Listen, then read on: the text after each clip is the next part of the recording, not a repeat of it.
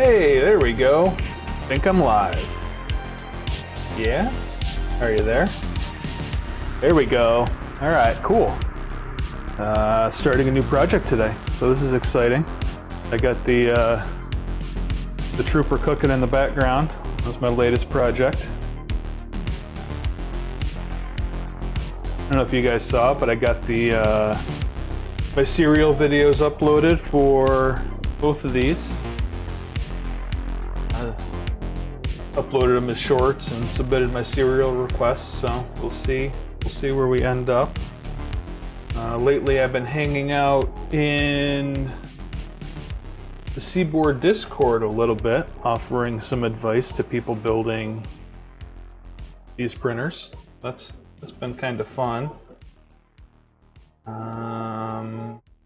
What else do I got going on? New project. Yeah. So we are going to be starting a new project here. I picked up some hardware that I want to try out, and I think this is the closest I have to a printer being ready. So we're going to give it a go. This is a Sovol SV05 that I picked up off Facebook Marketplace quite some time ago at this point. Was not running.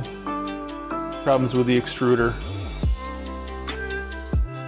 Had a Bork Titan extruder. Those extruders are kind of garbage, so I didn't bother trying to fix it, but it's got a frame, it's got a bed, it's got parts of a motion system I can use, and I came across this Mercury 1.1 project. So we are going to give it a go. The Mercury 1.1 converts an Ender 5 into a CoreXY printer. Also gives me an opportunity to use a cool new extruder that I've been wanting to try out. So we'll see what happens. This is not likely going to be a workhorse for me. Just kind of something to play around with. I don't even know if I'm going to leave it built or not, but I wanted to build one. So we're going to give this a shot. All the links for all this stuff are down below. I am nowhere near important enough for anything to be affiliate links, so they're just links. There's a link to this Mercury 1.1 project. There's a link for the extruder that I'm going to be trying out. There's a link for the mellow board that I wanted to try out. So it's all in the doobly-doo. I think we're just going to get right into this. I don't know if anyone's waiting to join me or not, but we're just gonna start going. Basically just gonna follow this guide. I know I've got to get the top of this stripped down, and there are some differences between an SV05 and an Ender 5. I'm pretty sure I'm gonna have to flip these front extrusions around because I need the V-slot on the outside for the tensioners, and on the Sovol they're solid for whatever reason. They're like a decorative whatever on the outside. I am going to clean this a little bit. I'm not going to go crazy. Like I said, I'm not 100% sure that I'm going to keep this together, but I wanted to play, so we're going to play.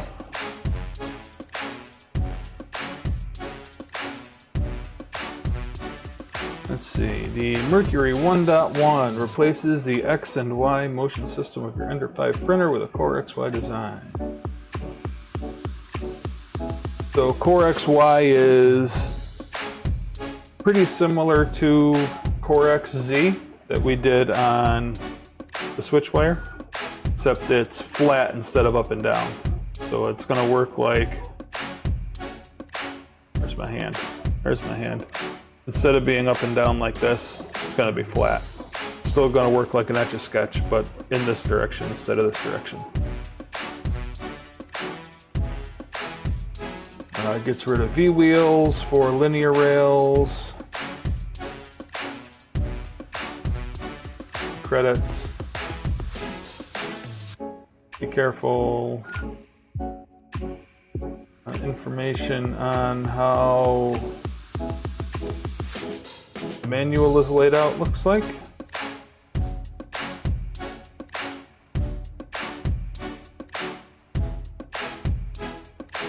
I already got the motion components printed. I'm printing parts for the tool head right now.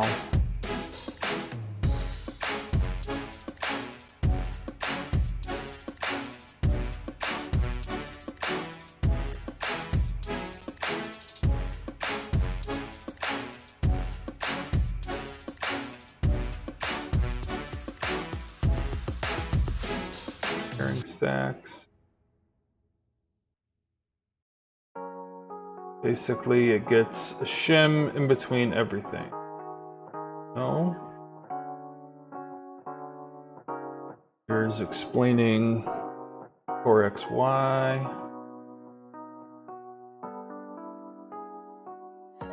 Now we're going to tune the belts. I'm already reasonably familiar with this stuff, so I'm kind of skipping around a little bit. I just start building.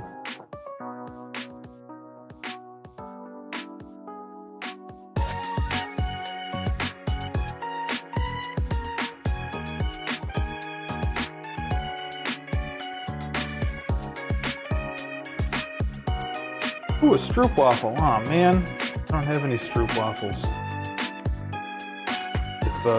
If we come to the point where it says to eat a stroop waffle, I'll have to find something else. Alright, I don't have any heat set inserts installed. And it looks like we're doing that first. So before we start on the printer, we are starting with heat set inserts.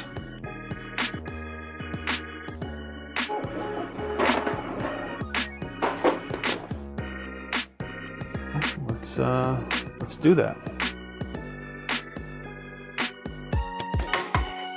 You guys remember this, right? Stealth press?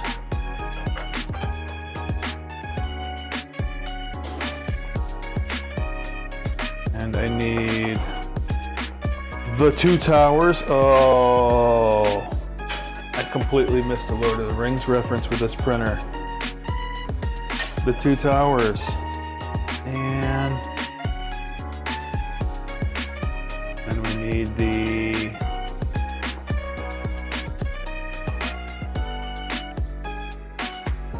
bottom joints for X and Y.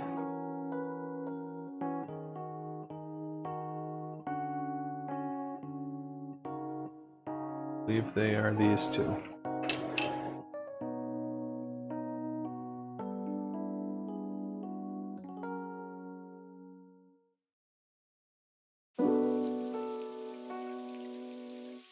Let's get some heat inserts.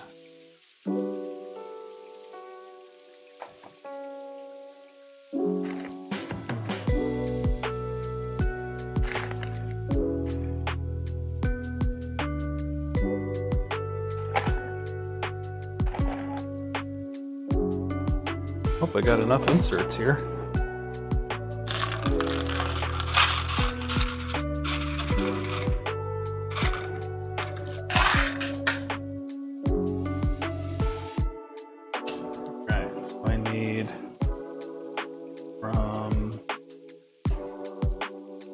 This side, zoom you in a little bit.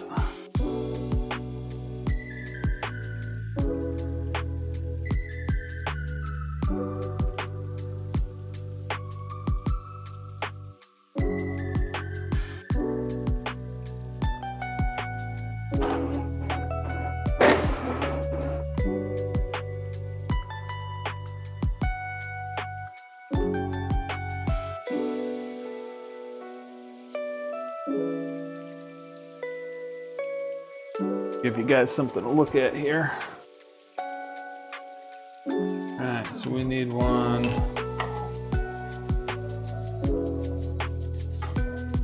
here.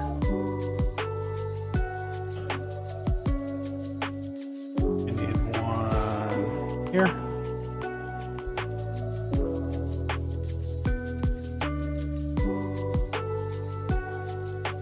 Need one in the tip.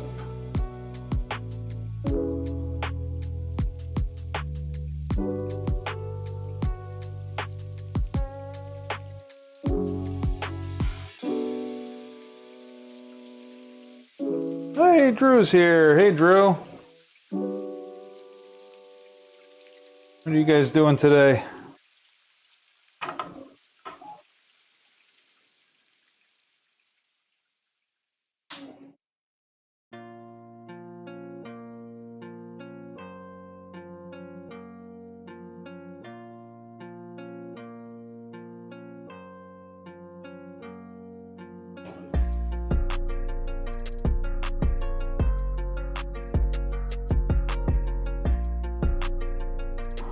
I am starting a new project.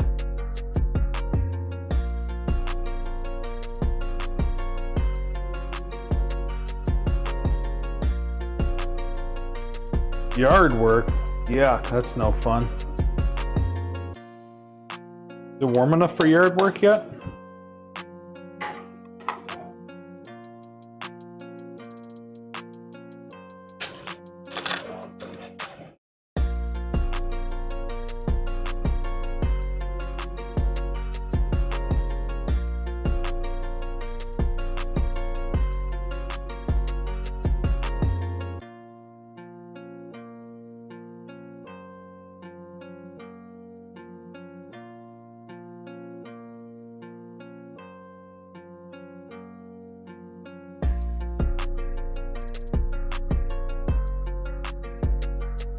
That is why I'm glad I'm in a townhouse.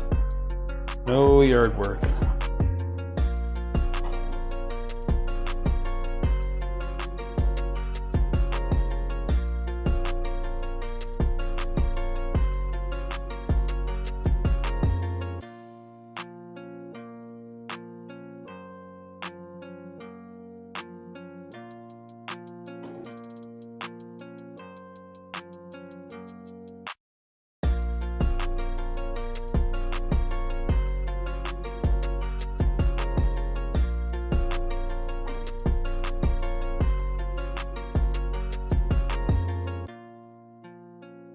Popping these heat set inserts in, just like the manual says. I don't know why it's having me start with heat set inserts, but I would think I should have started by taking the printer apart.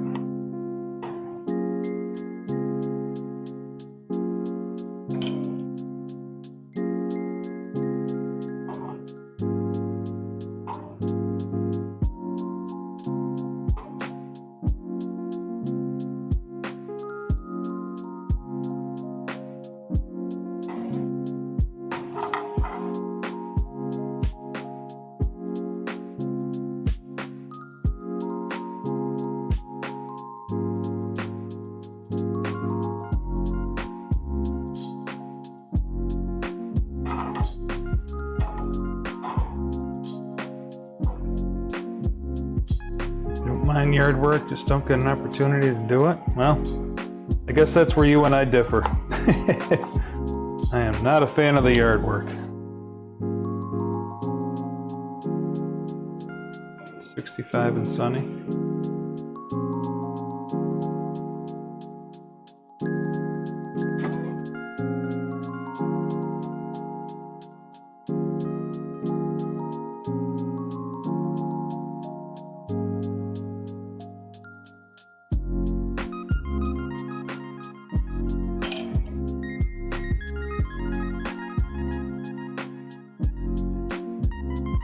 While I got these in hand working them, I'll just true up these faces a little bit, since they're going to be used. And back to the computer here.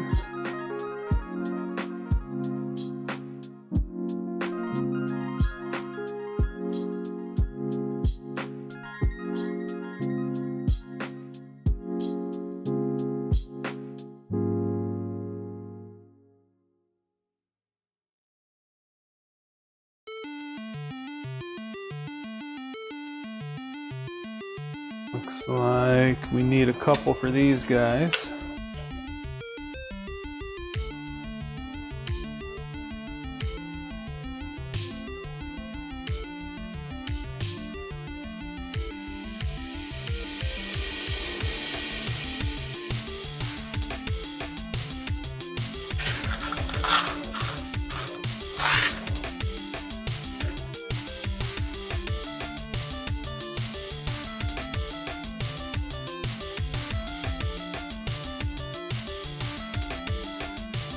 You know what? I think I'm going to use some bigger ones here. 1 second.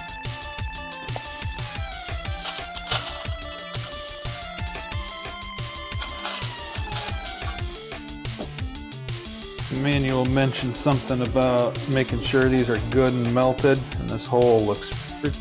Oh, never mind. The bigger ones aren't going to work.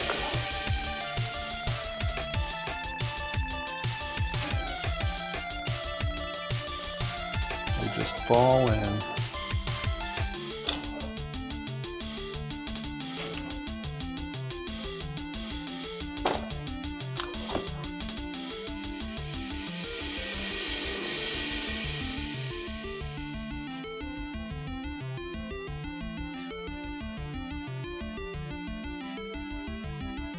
All right, we're gonna give these guys a try.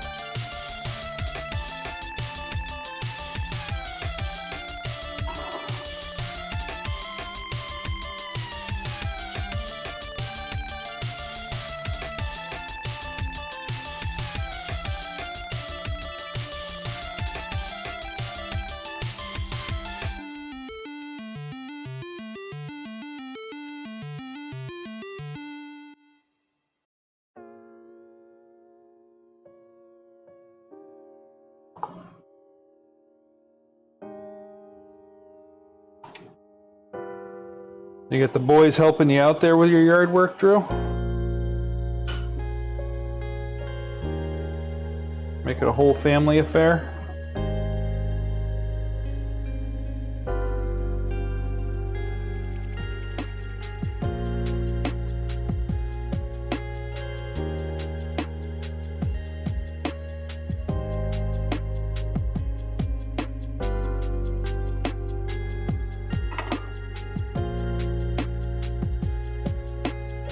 Probably should have showed you that before.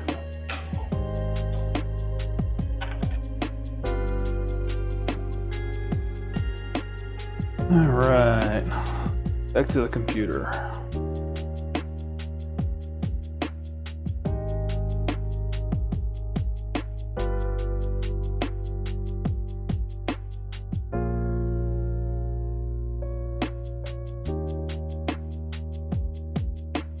Looks like done with the heat press for a moment. By help, you mean glowing bubbles. Well, if you're doing the work, and they're putting a smile on your face by blowing bubbles, then I would say they're helping, right? What machine are you starting with?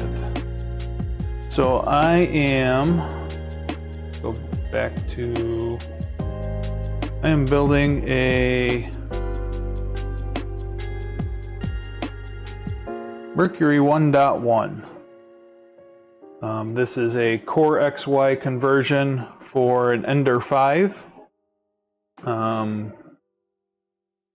think the first printer that I purchased was a Sovol clone of an Ender 5. So it's a little bit different than an Ender 5, but similar enough where I think this will work. I bought it off Facebook Marketplace like a year ago, broken. And it wasn't worth fixing, but it was super cheap. So, and I got a new electronics package that I want to try out, and I think this is the closest project I have to being ready to go. So that's what we're doing. We're converting Sovol SV05 to CoreXY with a different tool head and different electronics.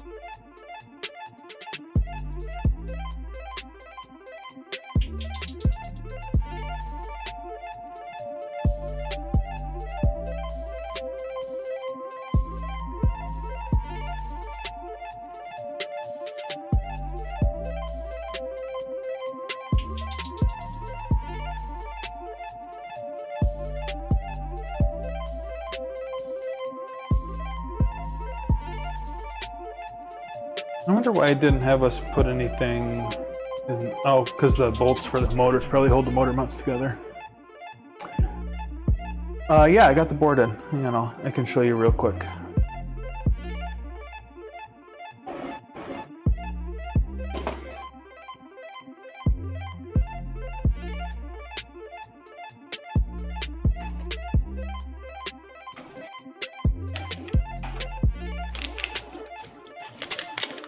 So this is the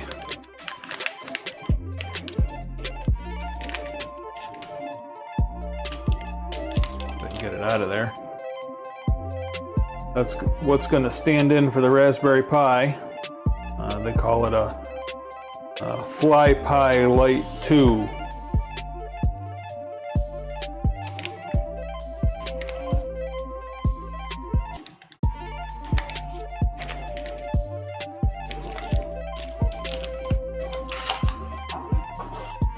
And this is the board. Oh, no, I'm sorry. This is the screen. I'm gonna yank it out of there. A little touch screen it comes with.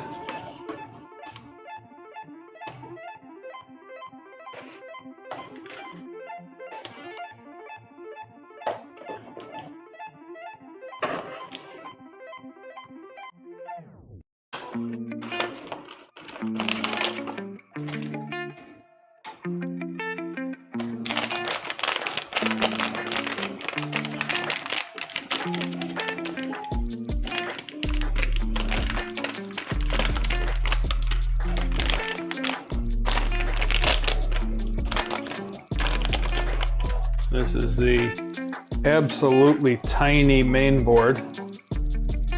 Itty bitty.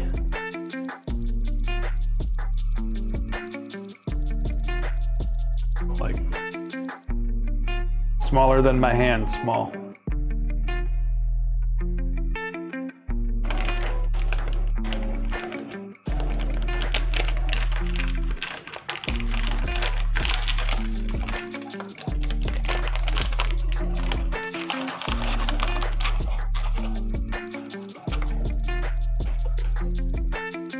And then these are the drivers it comes with. Driving the stepper motors.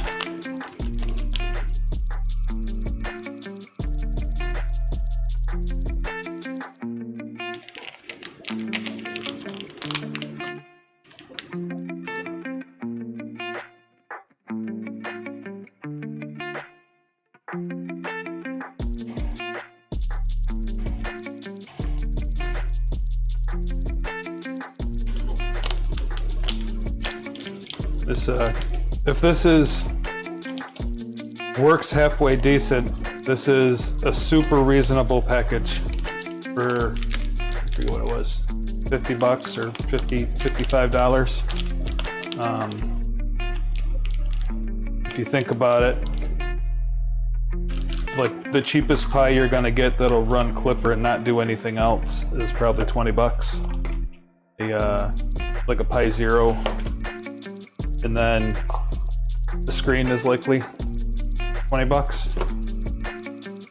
And I have no idea what kind of garbage mainboard you're gonna get for 20 bucks, but even if all you spend is 20 bucks on a mainboard, this package is still cheaper. And it comes with drivers too. Looks like got some parts done. Give me a second here.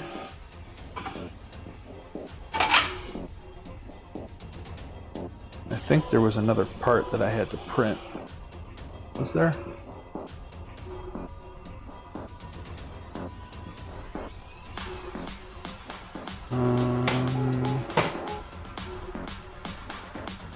Trying to think now. I think there was.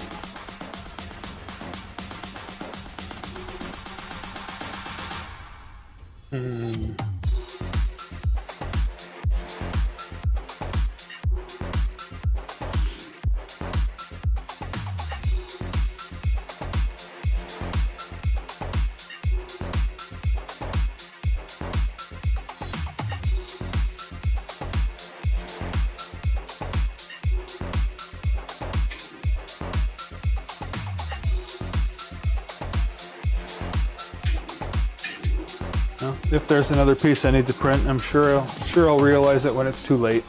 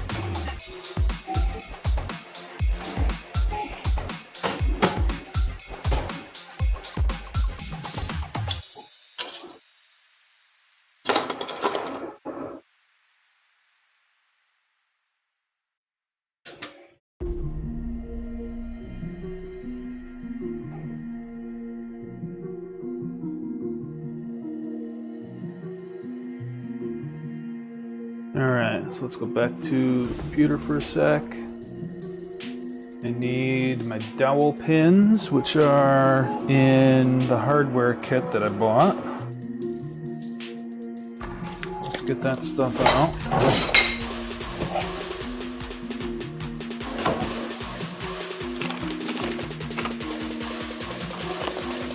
Some rails to lube. Got a new extrusion.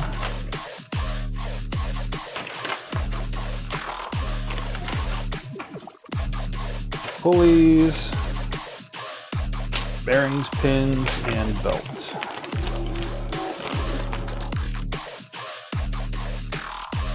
Hey, what's up, Chris? Best time to find out is when it's too late. That is correct.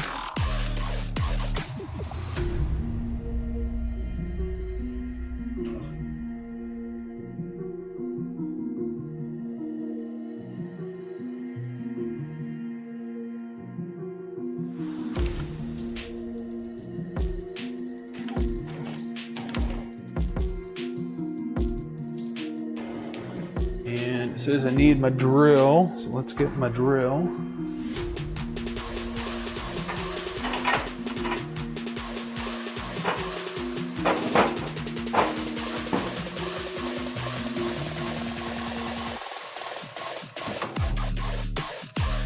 Battery.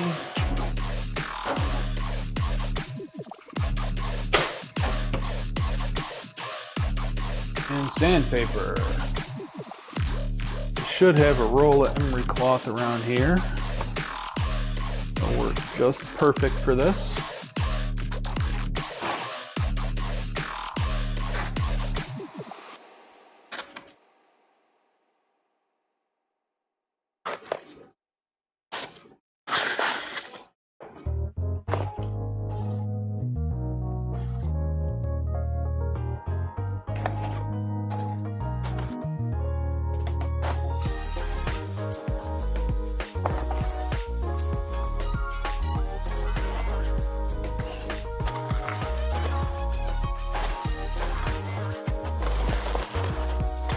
Just a minute while I get my emery cloth out.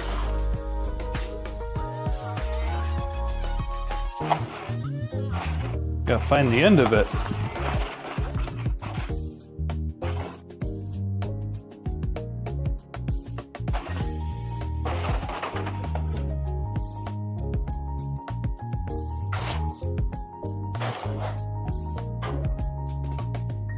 There we go.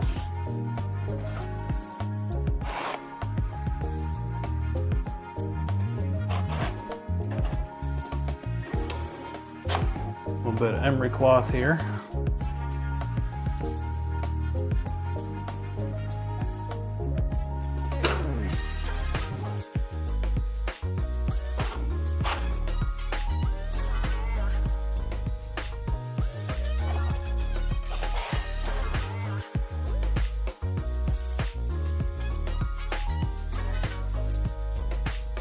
We are going to test fit the bearing to the dowel.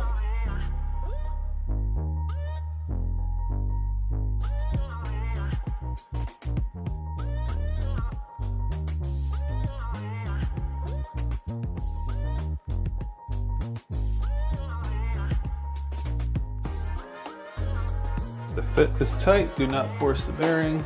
Set aside the pin to be sanded. Test each pin.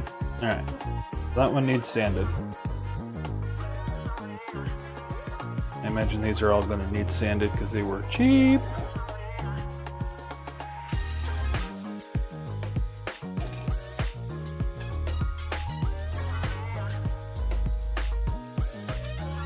It's beeping outside from my neighbor's home.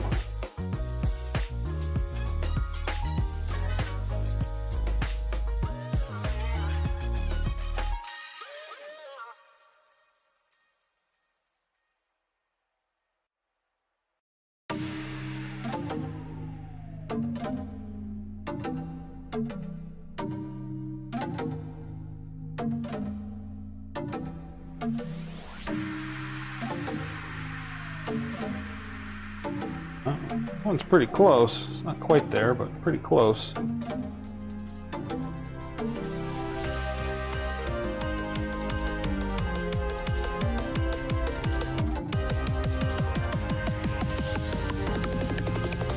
Yeah, so these all need sanded.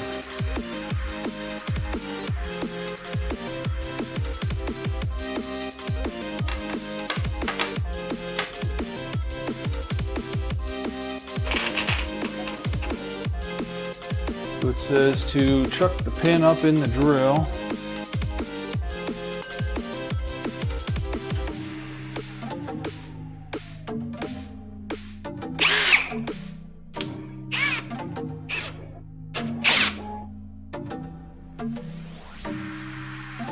And like this.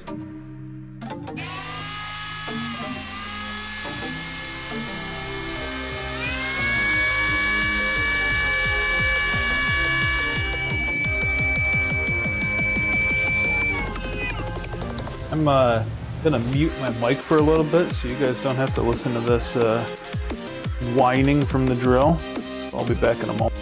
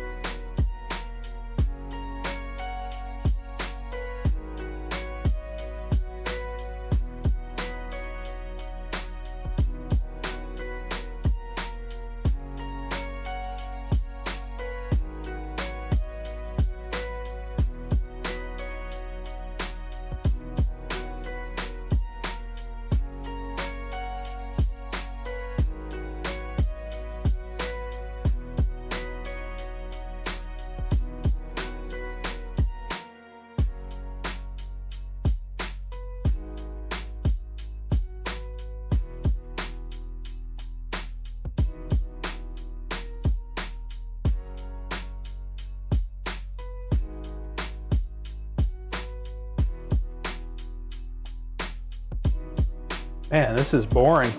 I should have done this off stream. Maybe I'll do that. Maybe I'll hold off on the rest of these. I'll do them when I'm done here tonight.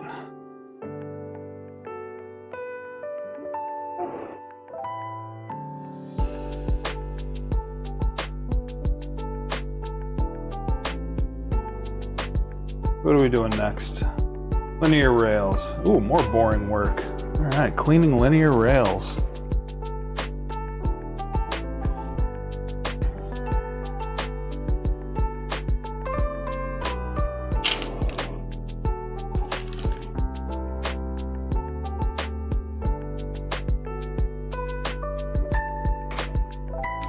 Did you guys watch me clean the linear rails for the Trooper when I built that one? Remember if I did that with you guys around or not.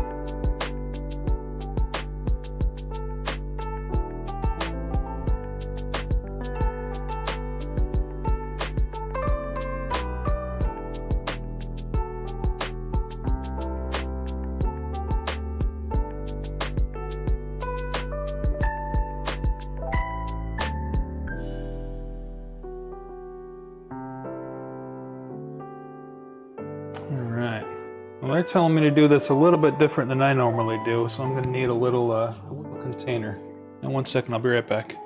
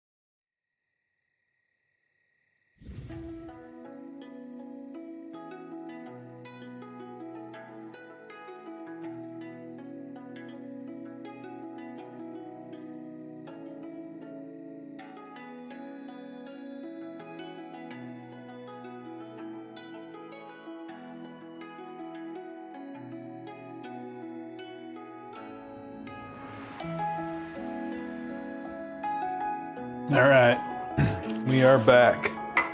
Got a little container here. Grab my chair.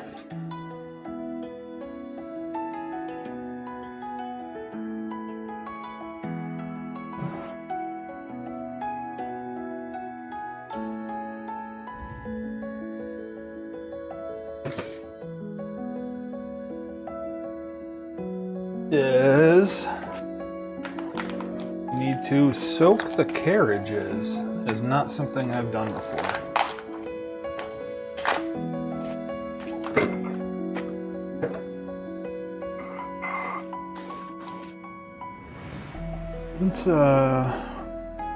Let me change my views around just for a sec.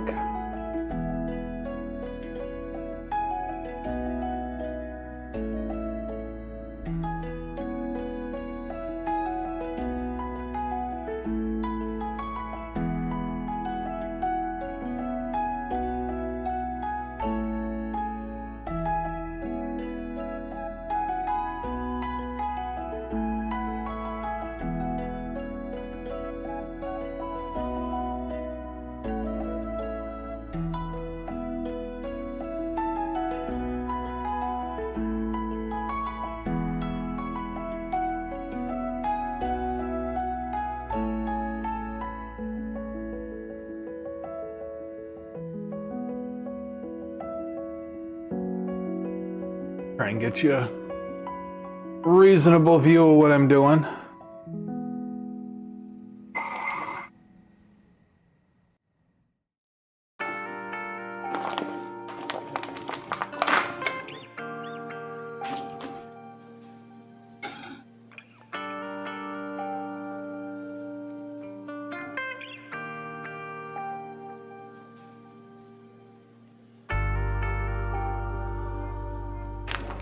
What are you working on today, Chris?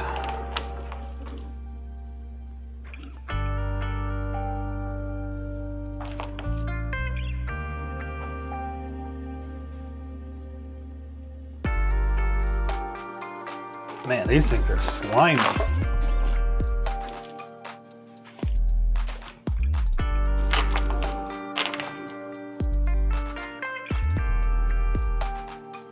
Playing WoW.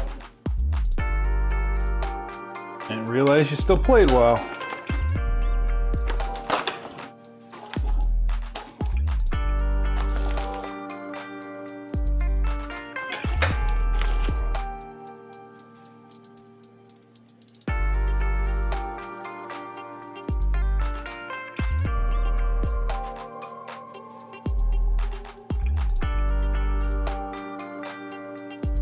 Man, these are crunchy.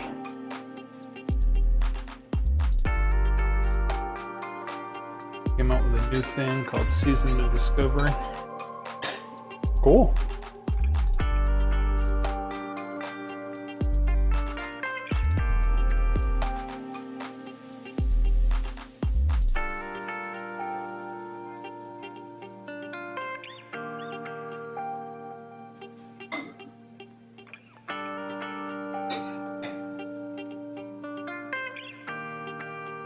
Got the battery thing done for Mike. Just need to grab the screws today. Nice.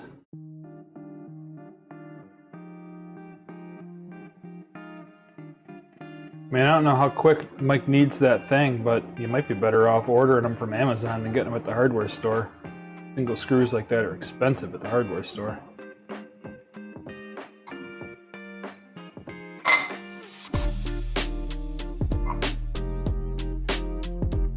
Throw rails, soak your rails overnight, and you'll have full-size ones by morning. Yeah, I don't quite think that's how this works, but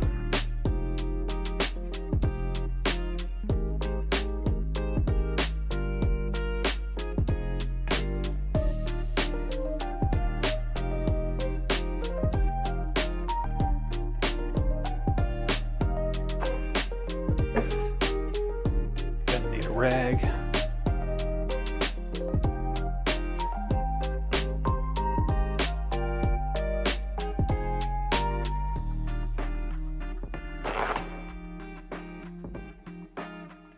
Couple paper towels will probably work for this.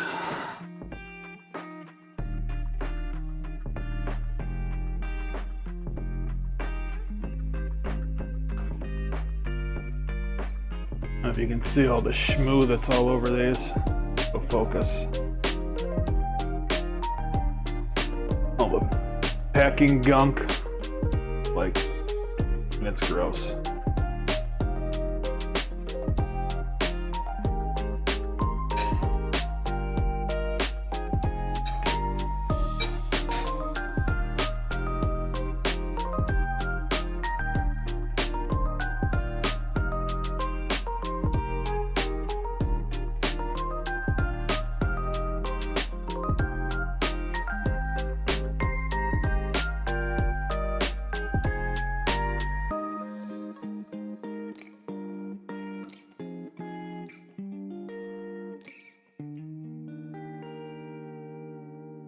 So these rails ship with a bunch of, see that? A bunch of, they call it packing oil or packing grease, but it's to keep them from rusting during transit. And that's its only purpose.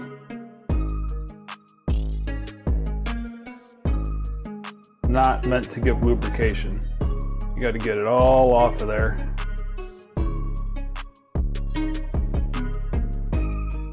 Now there are some rails that come pre-lube, but any of the cheapies from overseas are going to have this packing oil on them.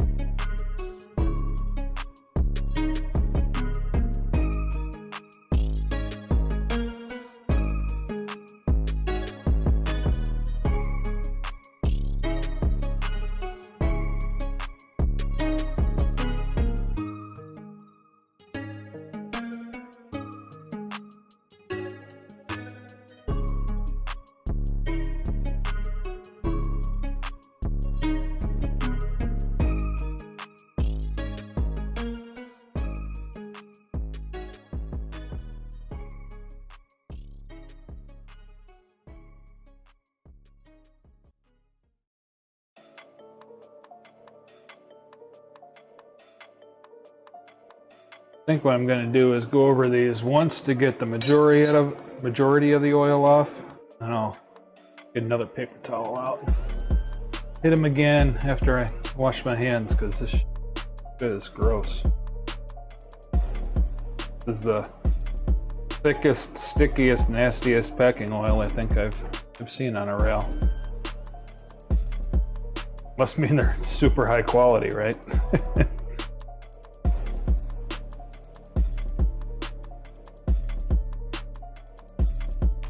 This entire motion kit on AliExpress, rail, these 3 linear rails, the piece of extrusion, the belt, the pulleys, the bearings, the pins was literally cheaper than I could buy 3 rails for, so I wasn't expecting much. Yeah, I don't even think this is Cosmoline, Drew. I'm not sure what it is. It's nasty stuff. Probably be wearing gloves, but you know how that goes.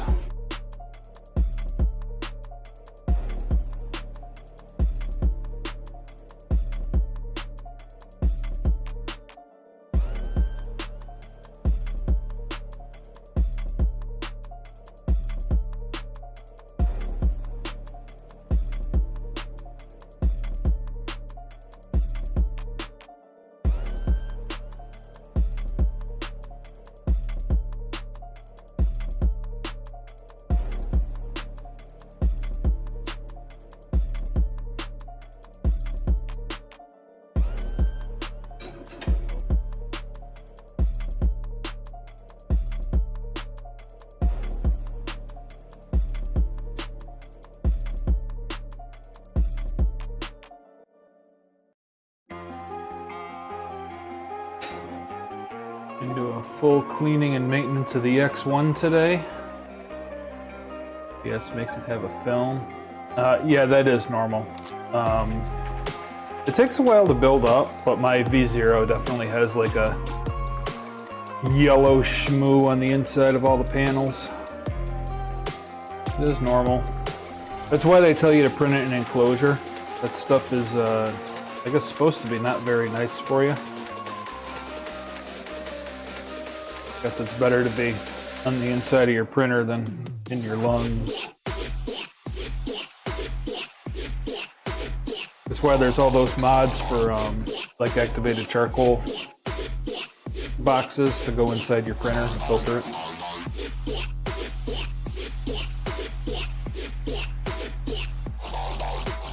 We have cleaned the rail.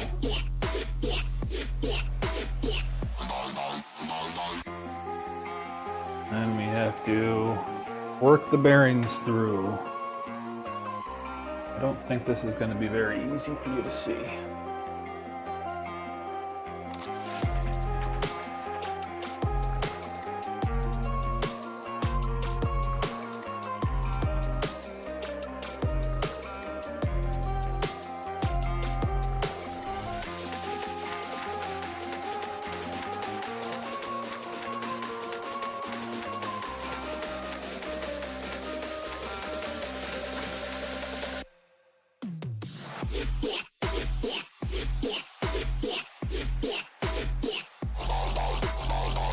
It says to work the balls through to make sure that any grease that's in the channel is out.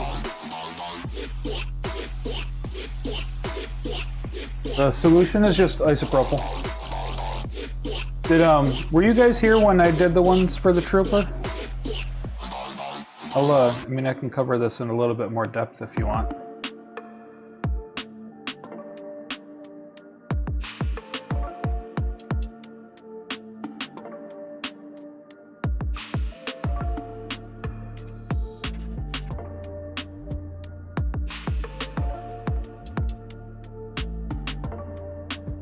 PA won't damage the electrical stuff. Well, none of this is electrical. And no, isopropyl won't damage electrical stuff anyway. They use it for cleaning circuit boards because of that.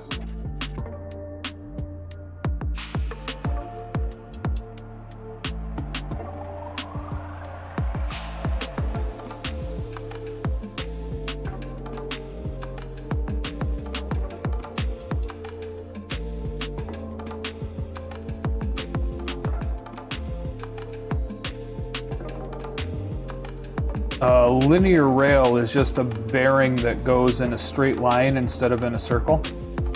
You can think of it exactly the same way as like a roller bearing. If you think about like a tapered roller bearing for a car, you have an inner race and an outer race and then balls in between them.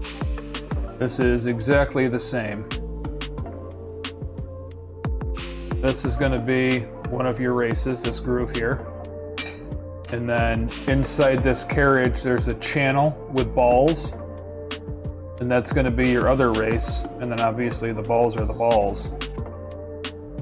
And as you slide the carriage down the rail, the balls do basically exactly what I'm doing here. They rotate through the carriage.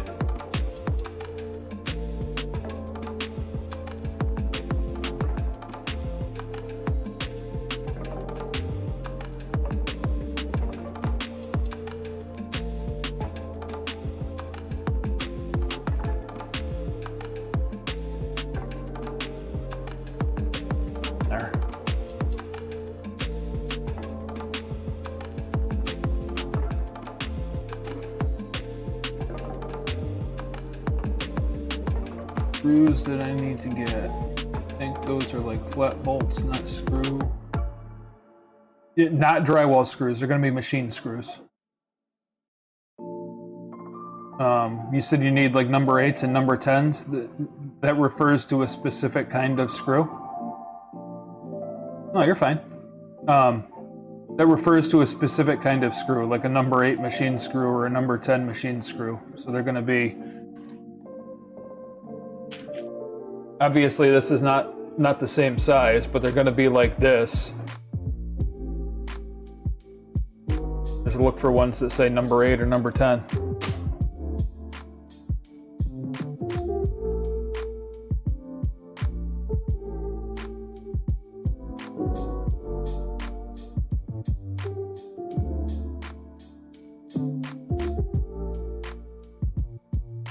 Right, yeah, just like this.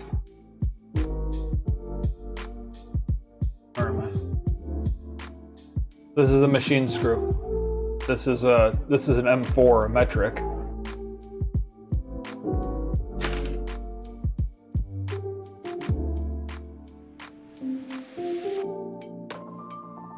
Yep, no problem.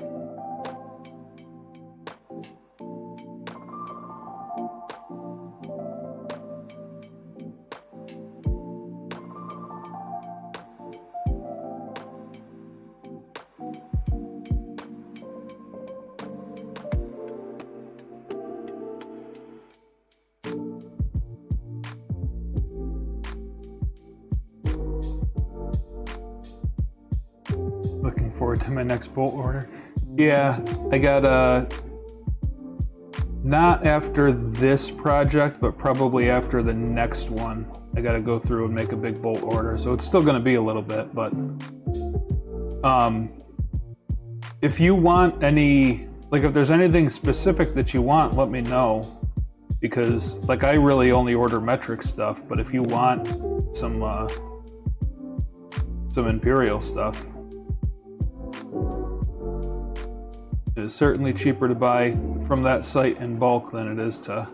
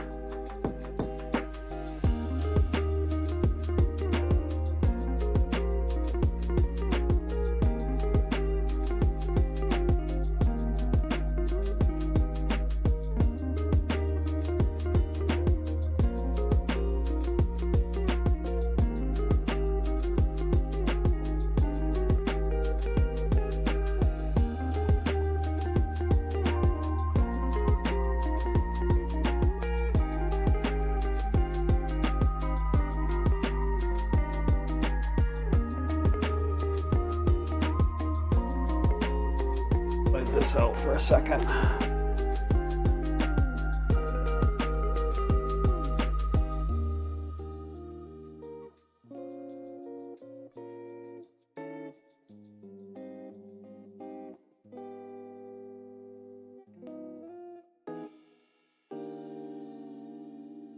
Having kind of a hard time seeing. I want to make sure you guys can see too, so.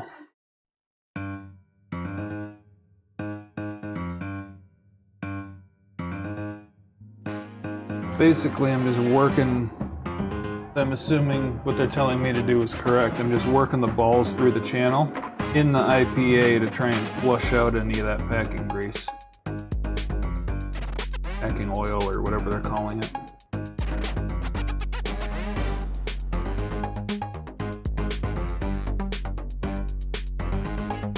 what I'm gonna do is just kind of run these through, let them sit, run them through, let them sit.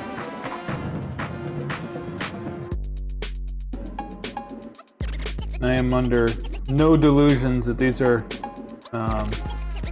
like the cheapest rails on the planet, so I'm not super worried about getting things mixed up here either.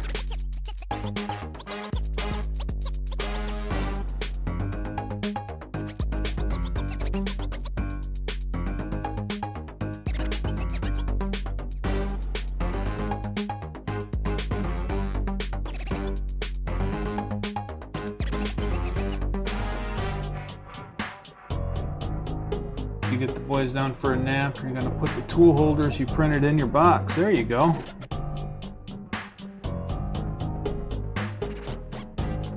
How much longer till nap time?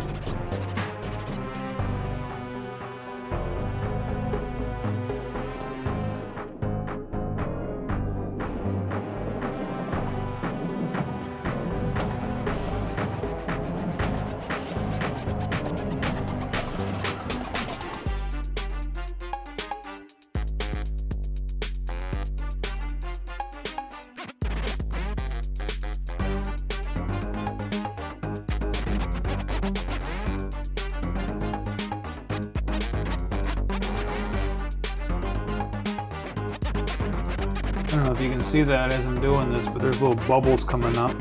It means the IPA is getting worked in.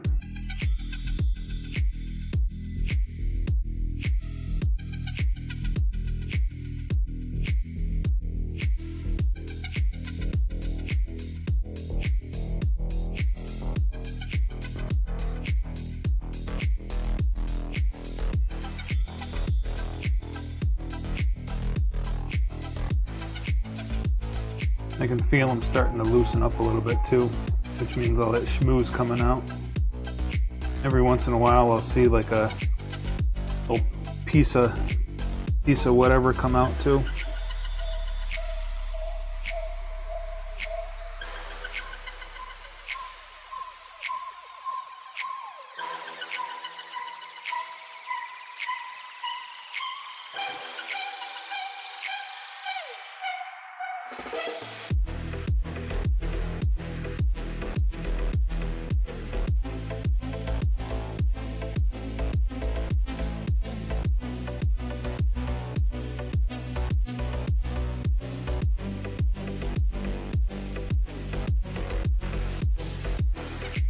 You see those bubbles?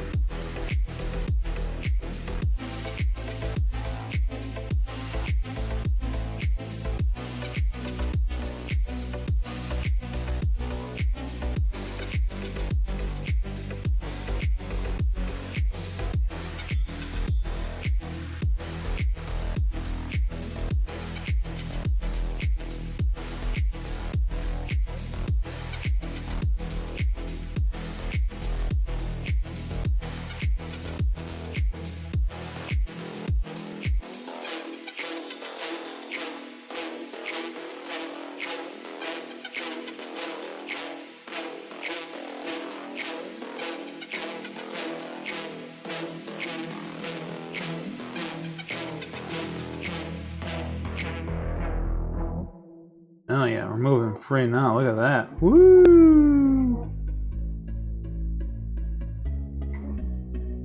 Oh, spoke too soon.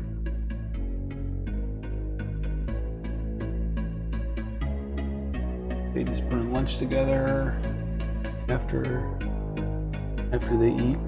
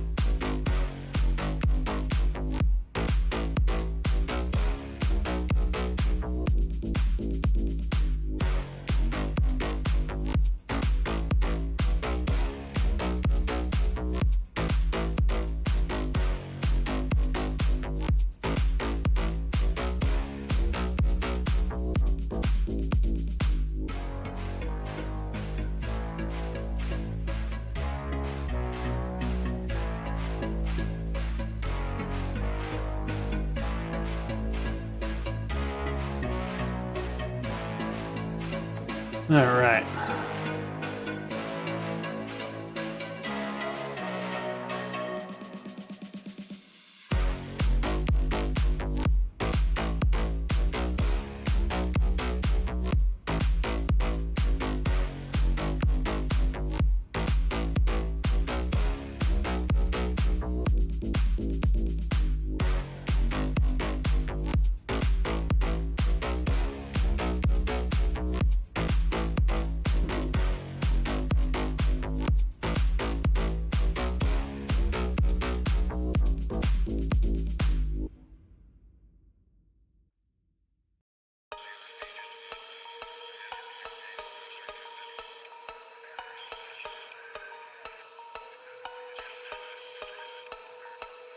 I don't have one of those fancy tools.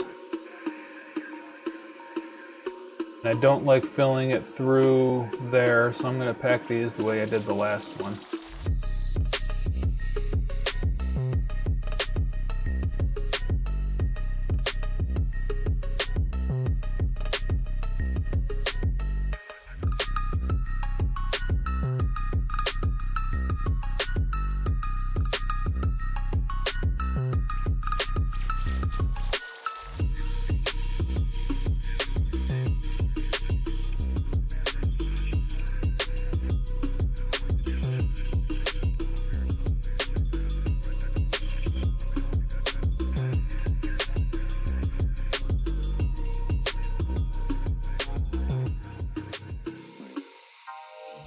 And even the outsides of these carriages got shmoo on them.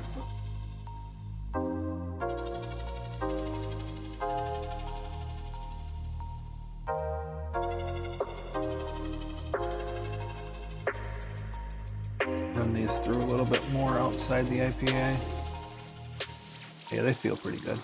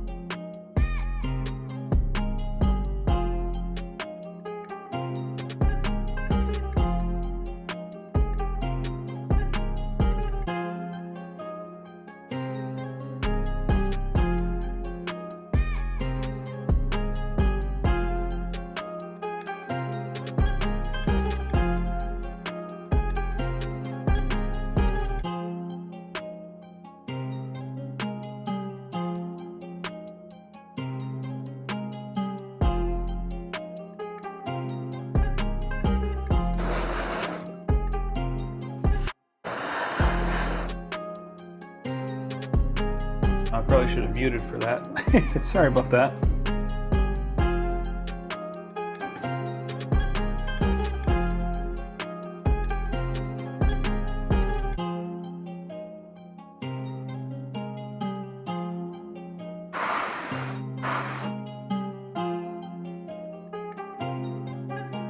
Get these dry before I put the grease in.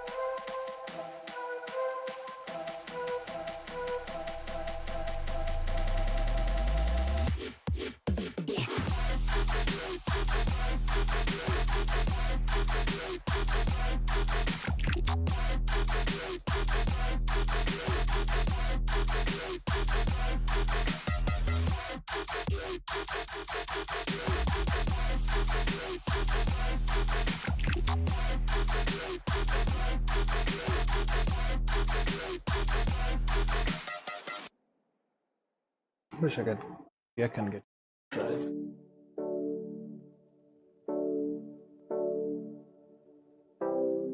Less light though.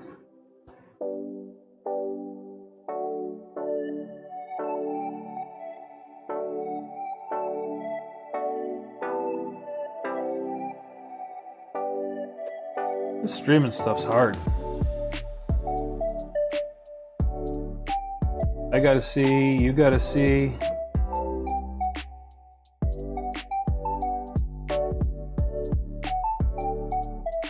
People always yelling at you for your music.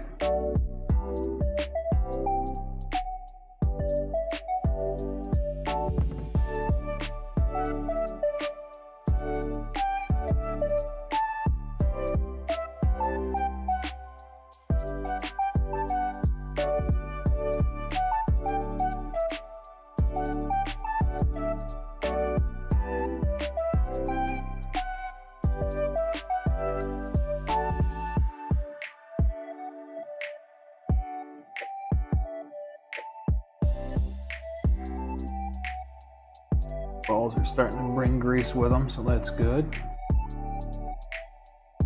Move to the other side.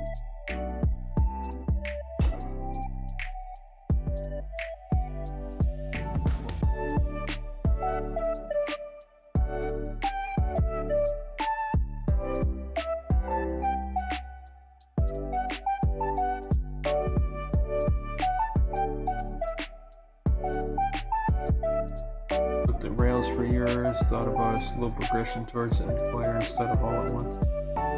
I mean, they're not cheap.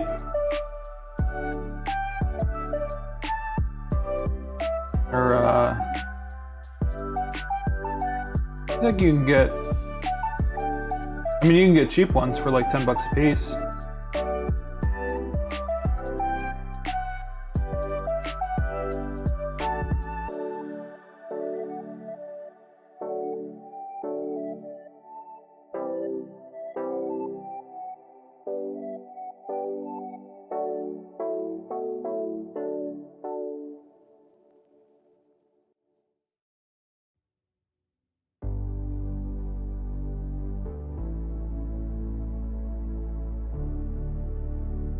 As far as like an all-at-once purchase goes, the rails are probably one of the most expensive parts of the build. Like, the other stuff, I mean, depending on what board you use, the board could be up there.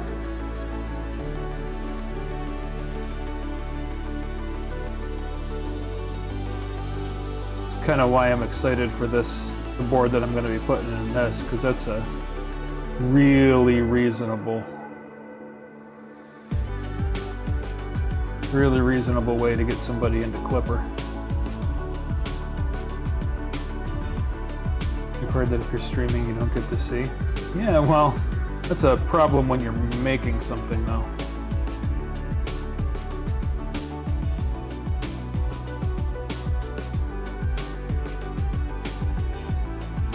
Balls are starting to bring grease around with them.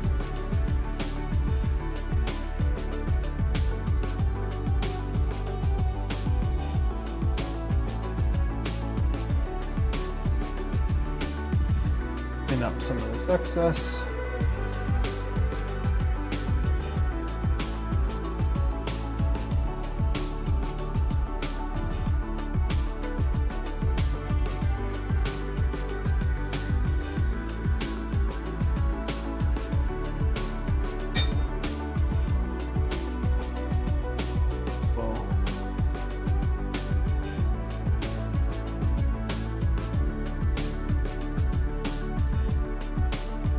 Knock a bunch of balls out, evidently. Back in there, you.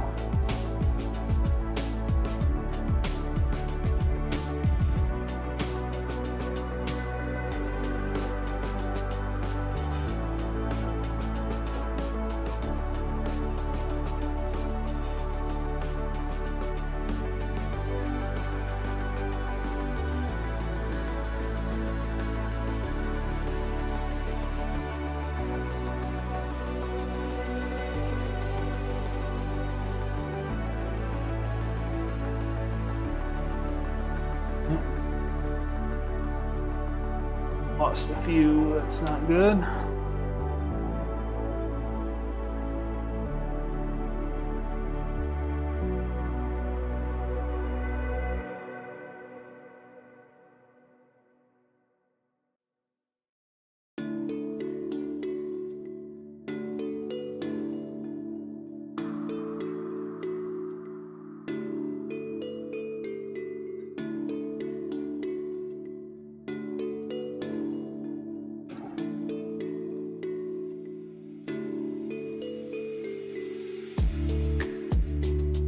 There we go.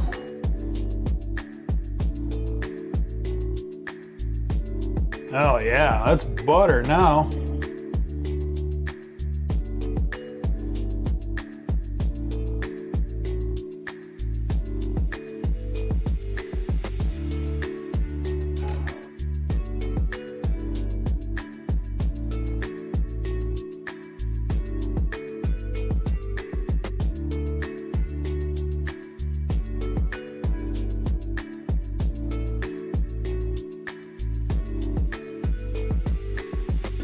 Put some of these stoppers back in to keep the rail from falling off.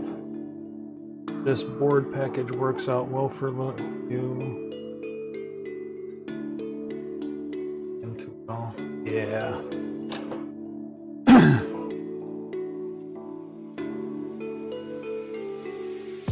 It's going to be probably going to be a little bit before I actually get around to putting the board in something, but I am excited for it.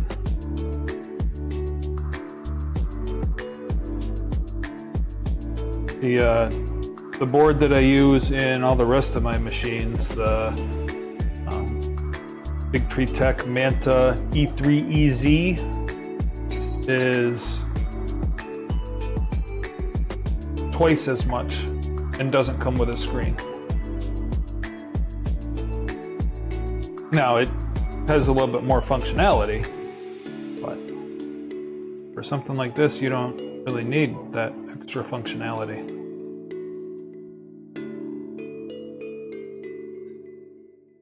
It'll be interesting to see what the limits of this cheap board are.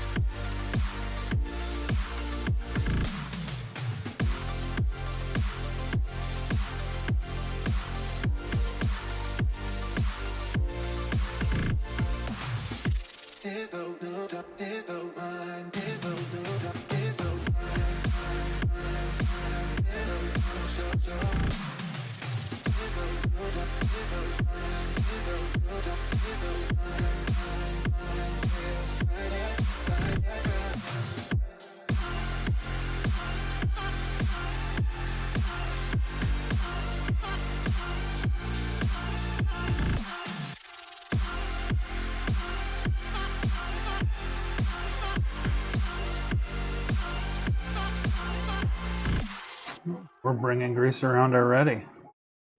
Oh, that only took one go. Must be getting better at this.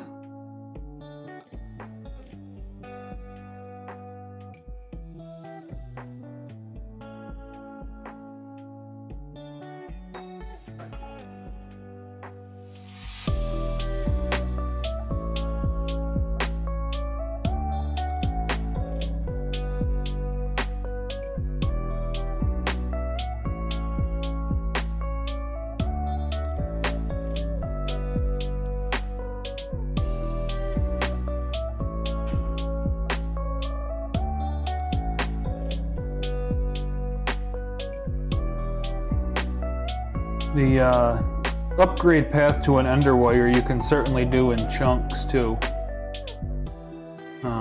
You can do linear rails just on your Y. You could do that first. You could do the board first if you wanted to.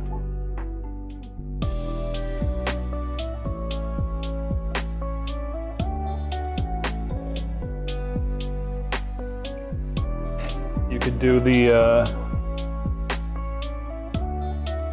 XY or XZ conversion first and leave the Y alone.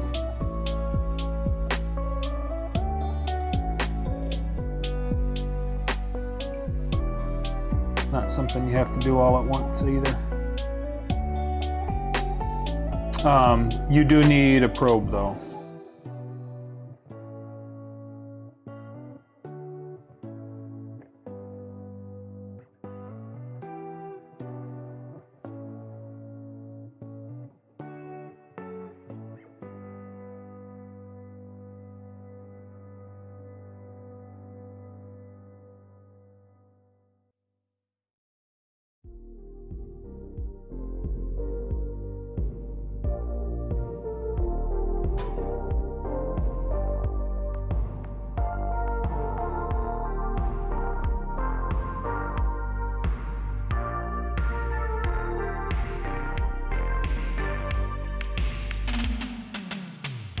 Truck along pretty good on these tool head parts.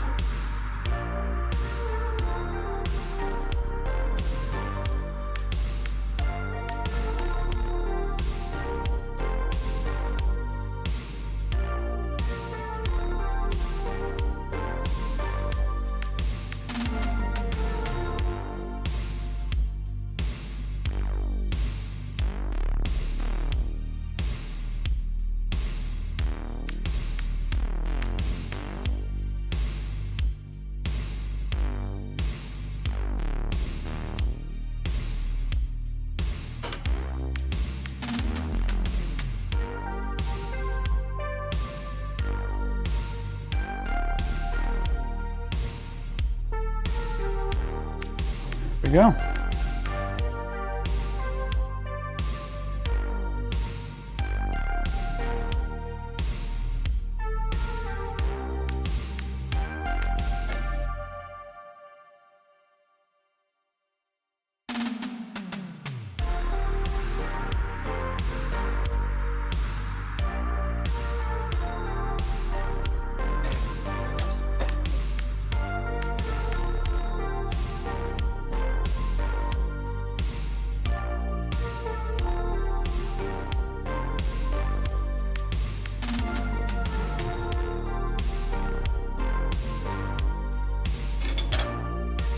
All right, last one.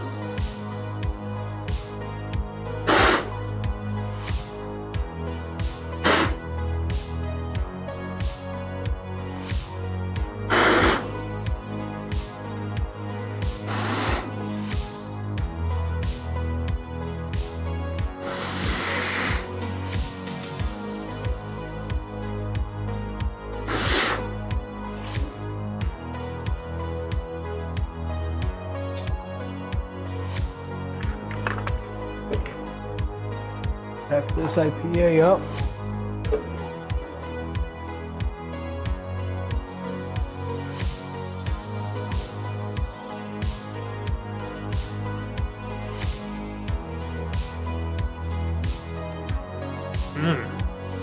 deliciousness in there. I don't know if you can see it or not. There's some chunkies floating around.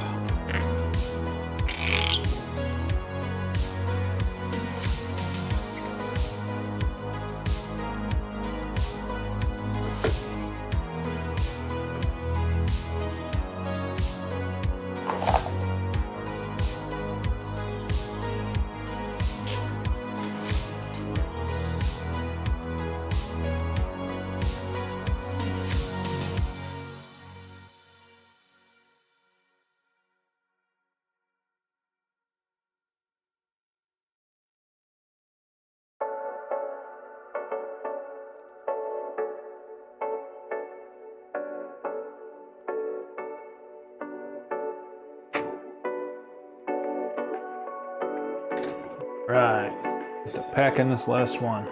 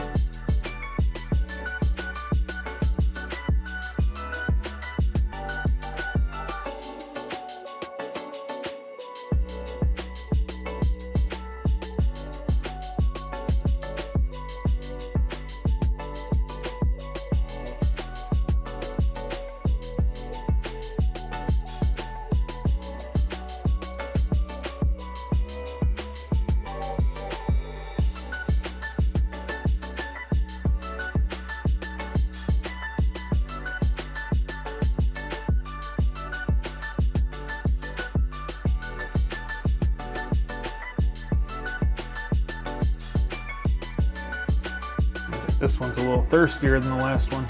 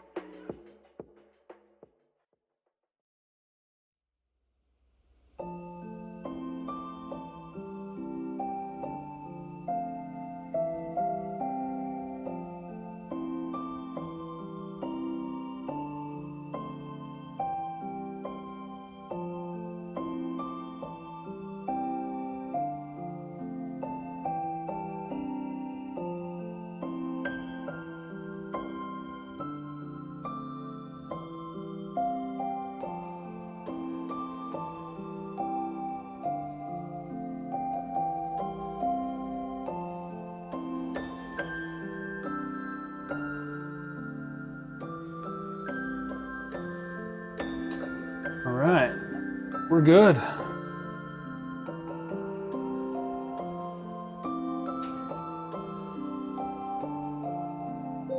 Wipe off the excess.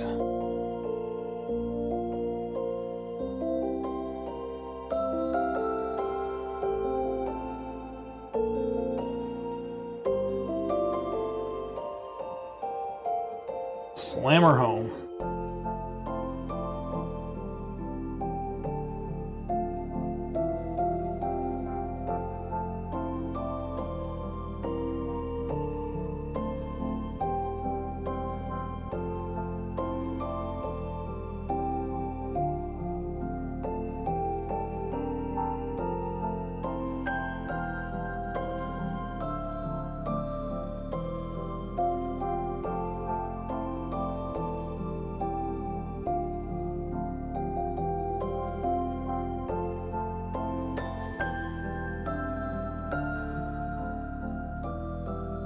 Oh yeah.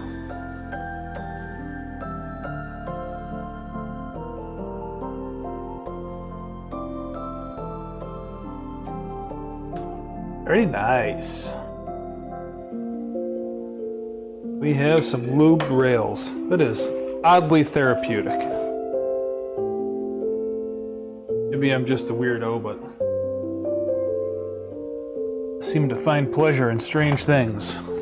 Lubricating linear rails.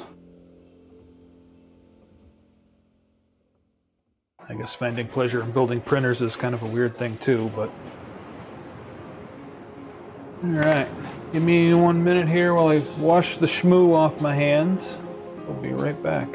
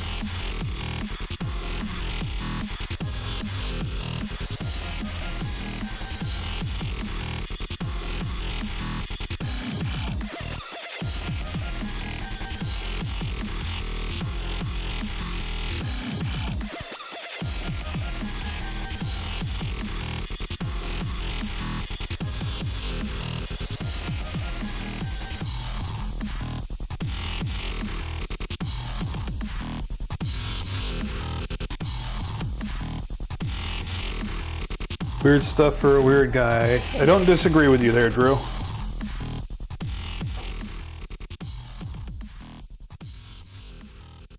I have never professed to be normal. I am one of a kind, that's for sure. Alright, I am pretty happy with those rails, I think. Good. That one's good. Make sure we don't have too much extra grease.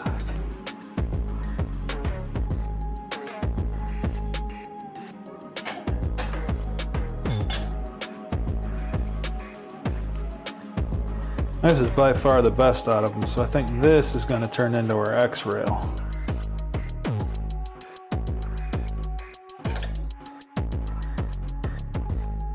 All right, now we are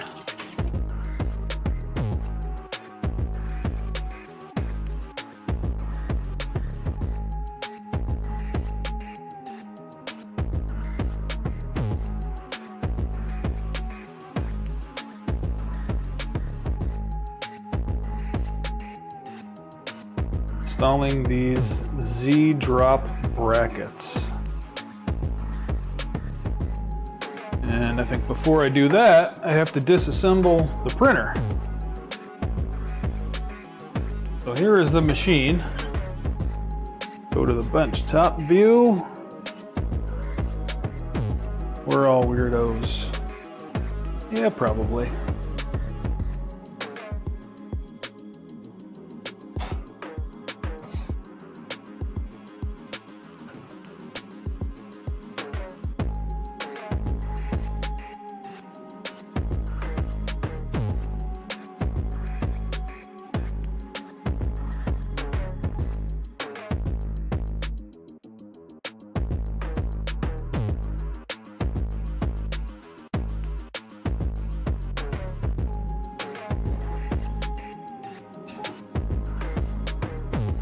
Oh, I need a box for parts. Let me grab a box for parts.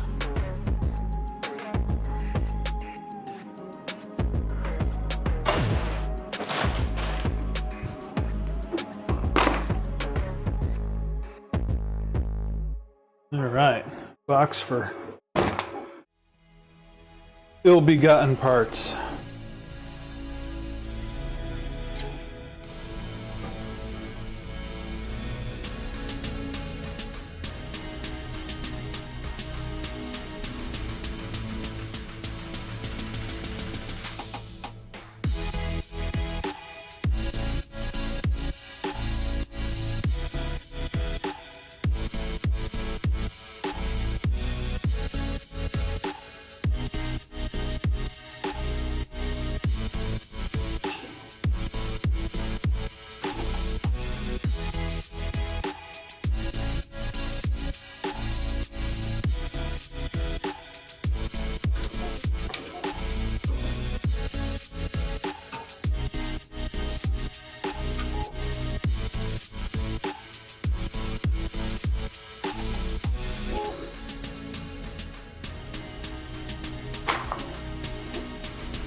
Belts. Now we got. Oh, check this thing out. Mom got me this guy for Christmas. You guys ever seen one of these? This is a gyroscopic electric screwdriver. So there's a switch. If you push the switch, nothing happens until you rotate it.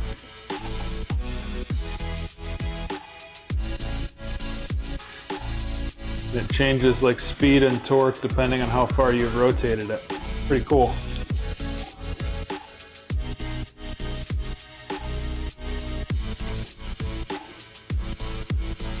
So when I started my 3D printer journey, I started with building drones.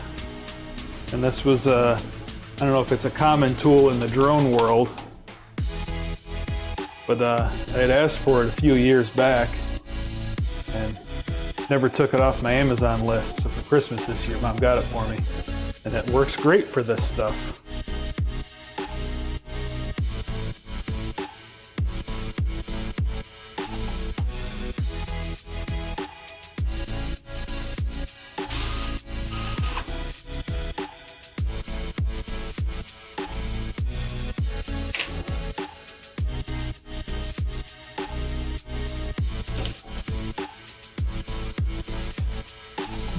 Bigger Torx.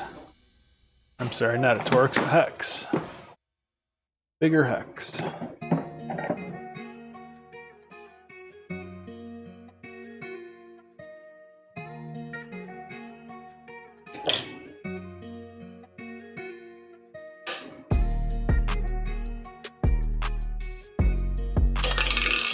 Nope. Put that anywhere.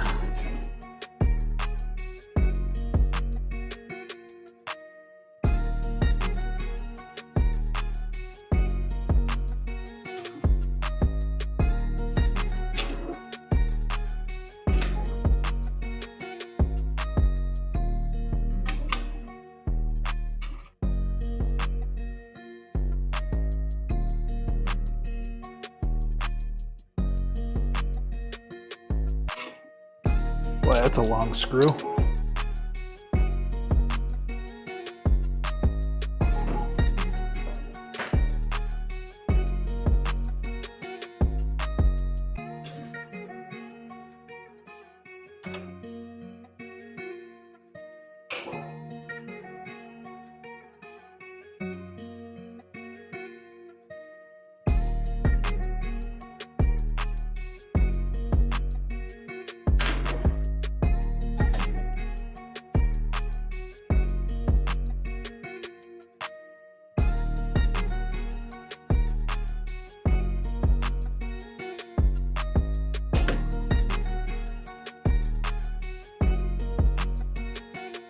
I'm gonna attempt to sort some of this hardware as I take it out so I don't have to do it later. Little 3D printed hex trays over here.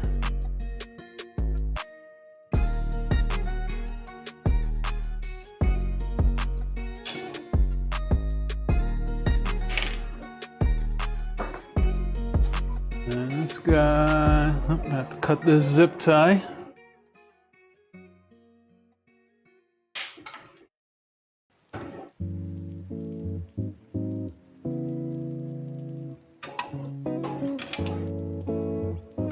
X-axis should slide. Oh, it's not gonna come off. Boo!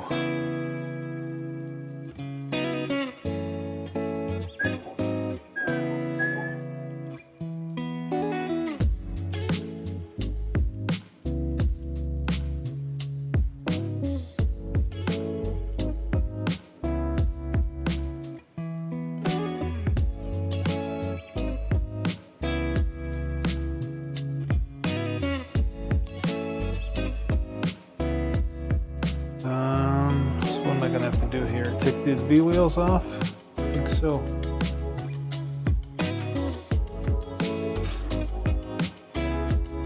I think I'm gonna need my trusty adjusty. I love this little wrench. Either you guys know what this is, other than a crescent wrench? You see how it's a funny color? This is I forget what that beryllium copper. It's a non-magnetic, non-sparking, made to be used in sensitive pieces of equipment. This wrench is about $200. I think I got it at an auction.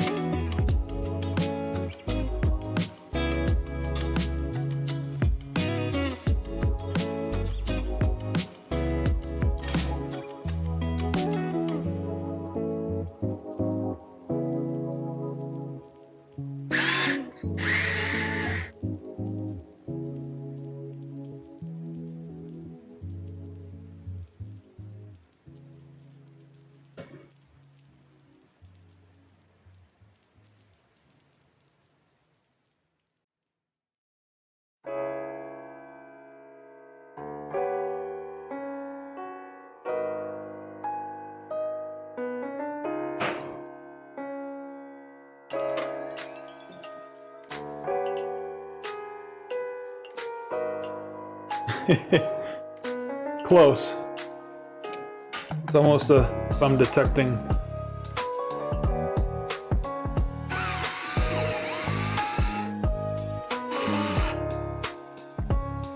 It was funny, my buddy Brian, that I do my podcast with, was a chemistry professor.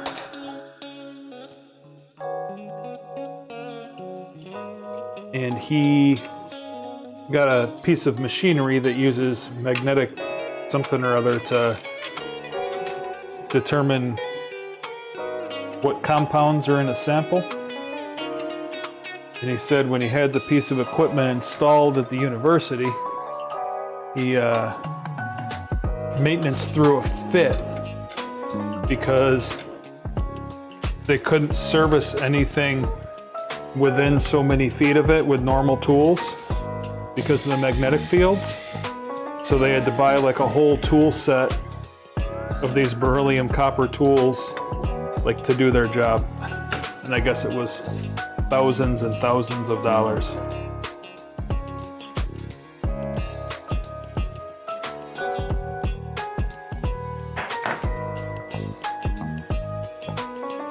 And of course I took the wrong wheels off. What a bonehead.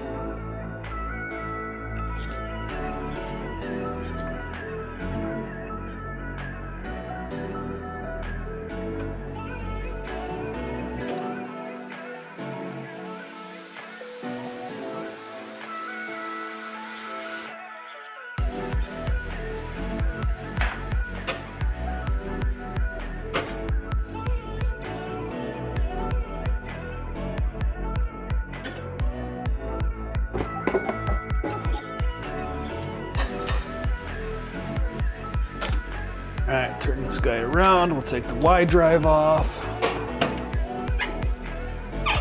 Man, this thing is gross.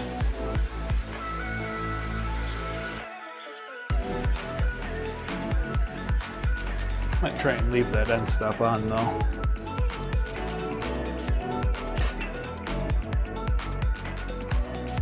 We will see.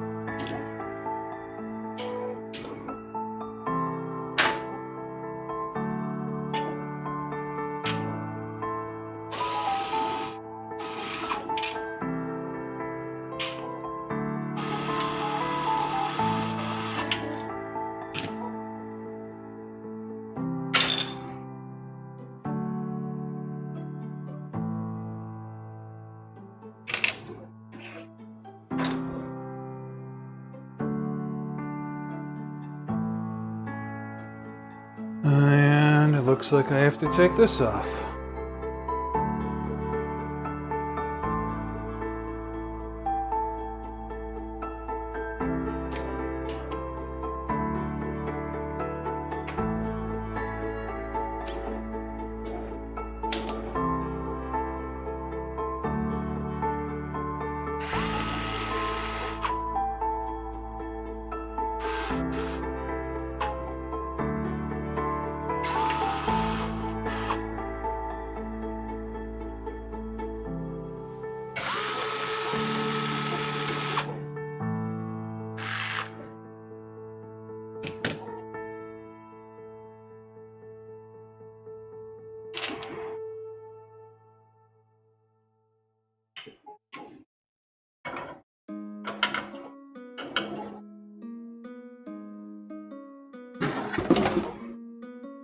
All right, now we're back to bracket.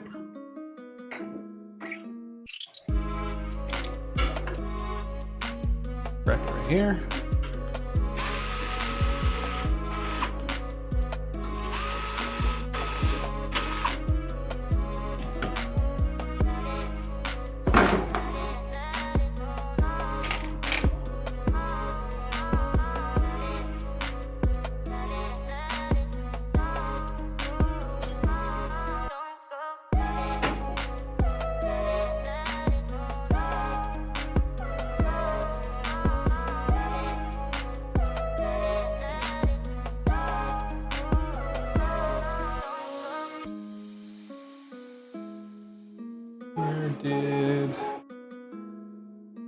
Oh, where paper towels went.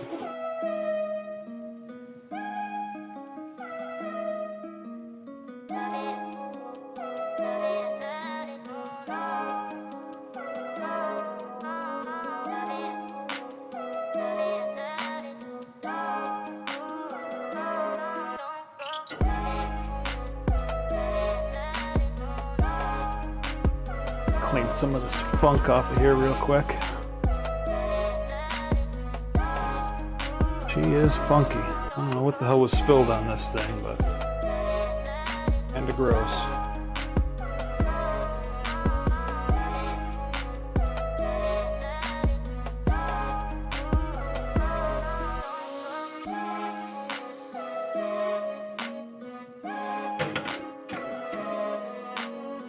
Alright, now let's check out these Z brackets, or whatever they're calling them. Install Z drop brackets if you're upgrading from an Ender 5 or Ender 5 Pro and have not installed Hydra. Extra travel to your Y-axis.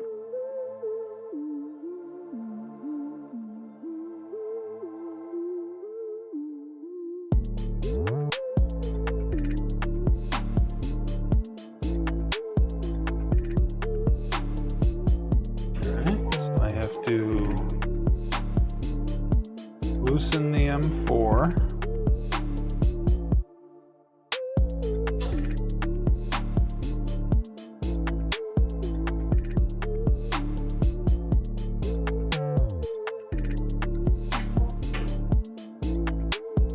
The other loosen, because I'm working backwards right now. You guys can't see what I'm doing. Tell you, this streaming stuff is hard. Loose. Loose. Move the M5s.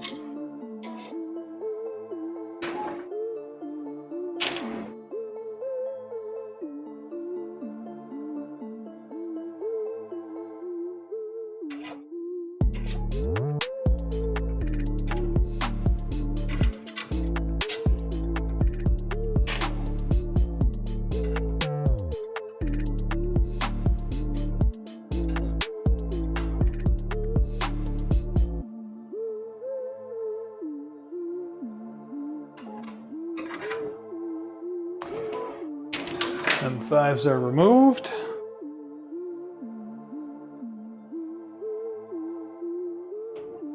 Install the printed bracket. Just so happens I have a couple of those printed brackets.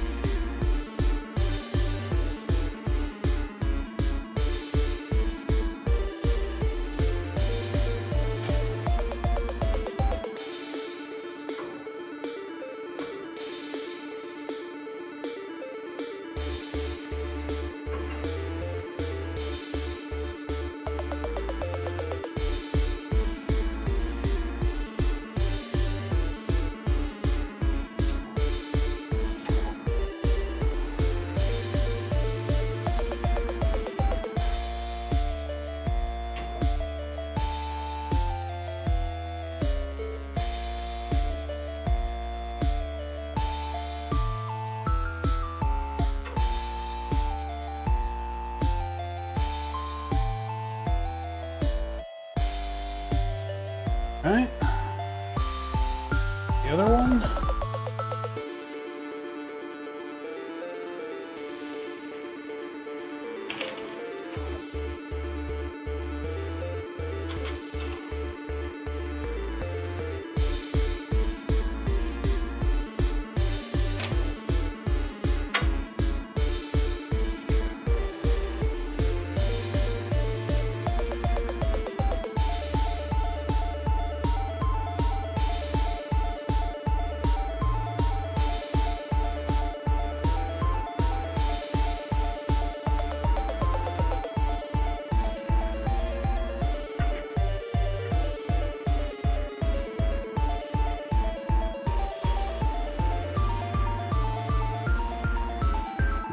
Install the bolts.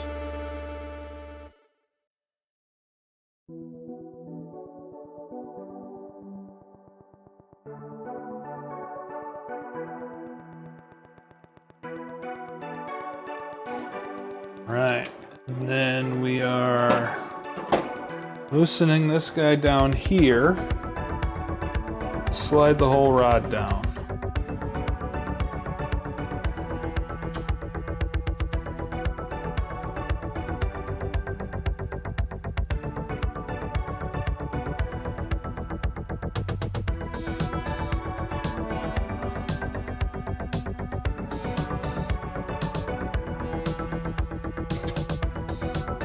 I think this is going to just providing clearance for our new rail to go across. I think. Don't know for sure.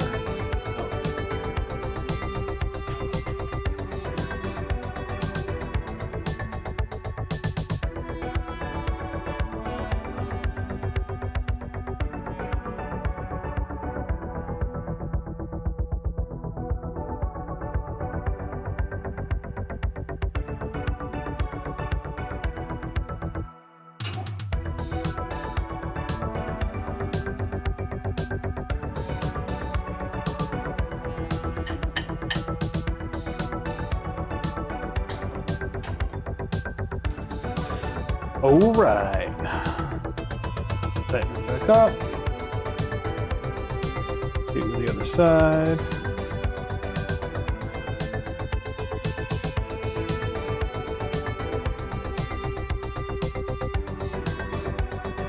I do not have an Ender 5 Plus, so I don't need Z lift brackets.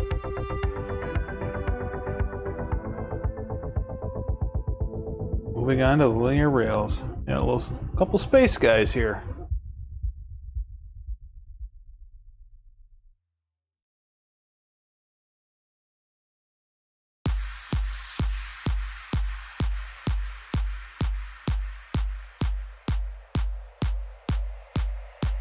All right, so before I install these rails, I think I need to flip these extrusions around. So I'm gonna do that next.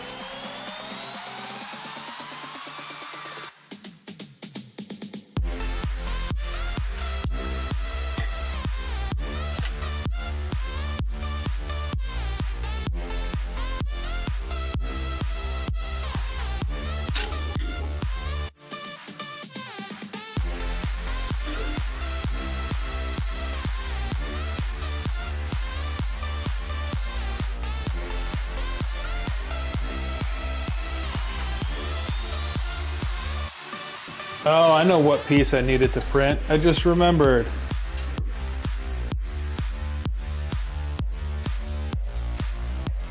Let me get these bolts started and I'll show you. How long did that take me to remember, Drew?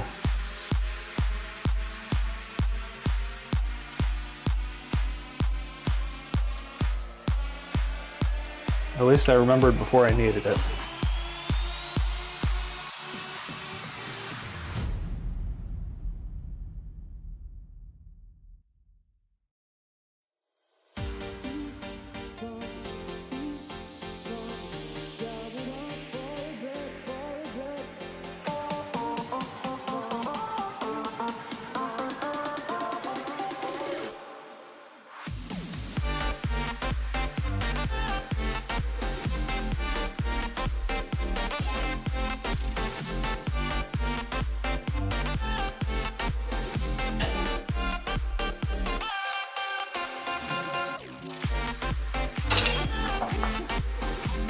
Put that wrench anywhere.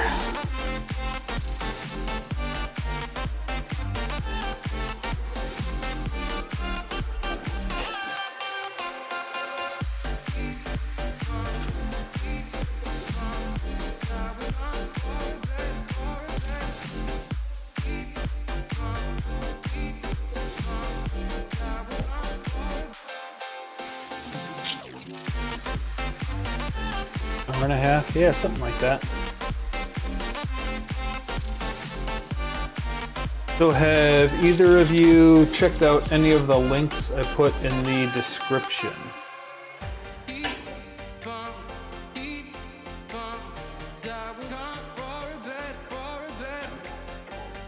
Because there is another reason why I wanted to do this build. Not just because I ended up with that board.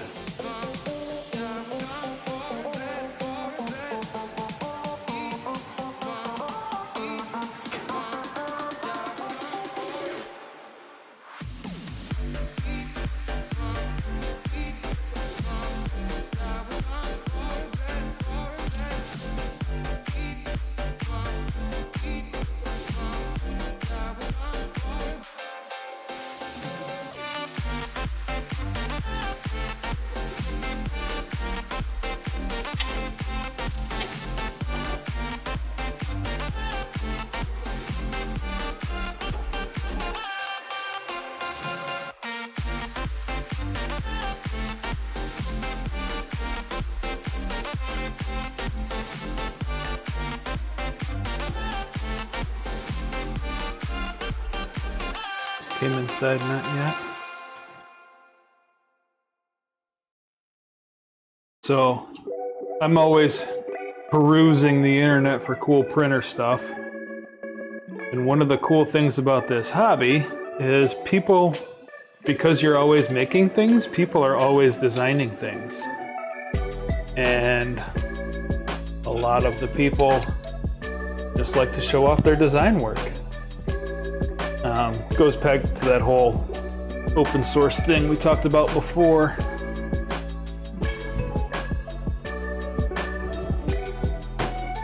Grab my chair real quick.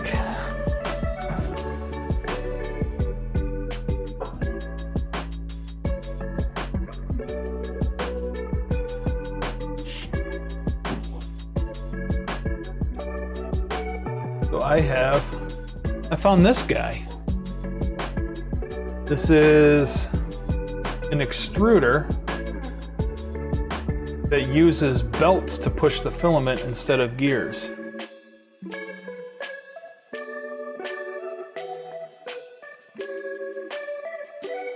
And I thought it was one of the coolest things I'd seen.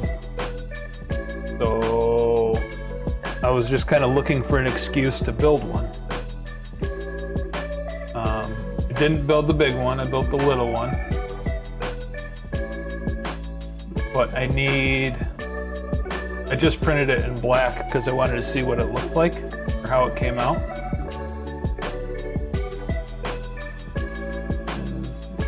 Build instructions.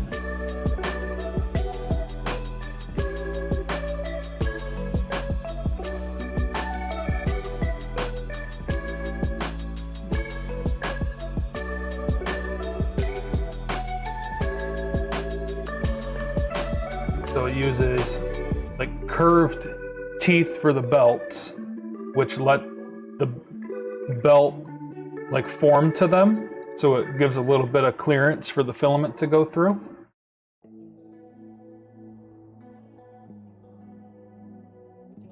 And then that's how it's going to go together. Pretty cool. But when I printed it, I just printed it in black because I do all of my prototyping in black. But when I went to print the parts for this build, I already had white and black in some printers, so that's what I printed parts in. So I want to print this front cover in white. Where is...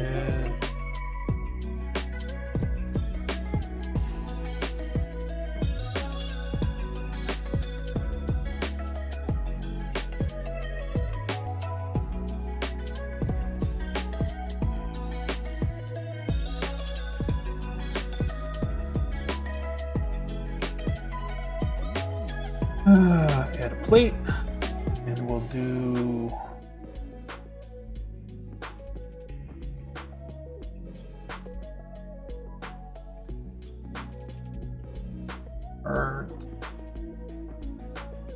heel.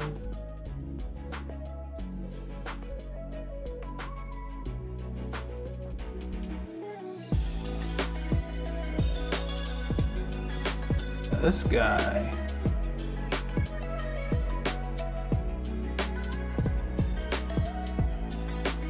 Place this in. Bring it.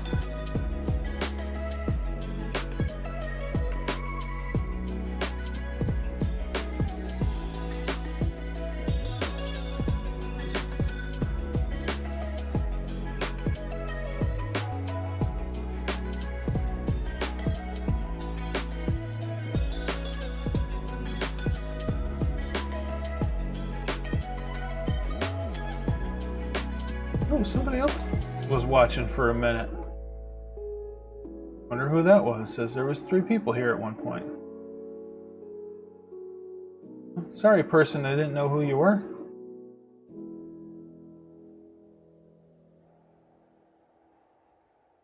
They didn't say anything in chat. Couldn't have been very important then. Go back to documentation here. Alright, so I got those guys flipped around.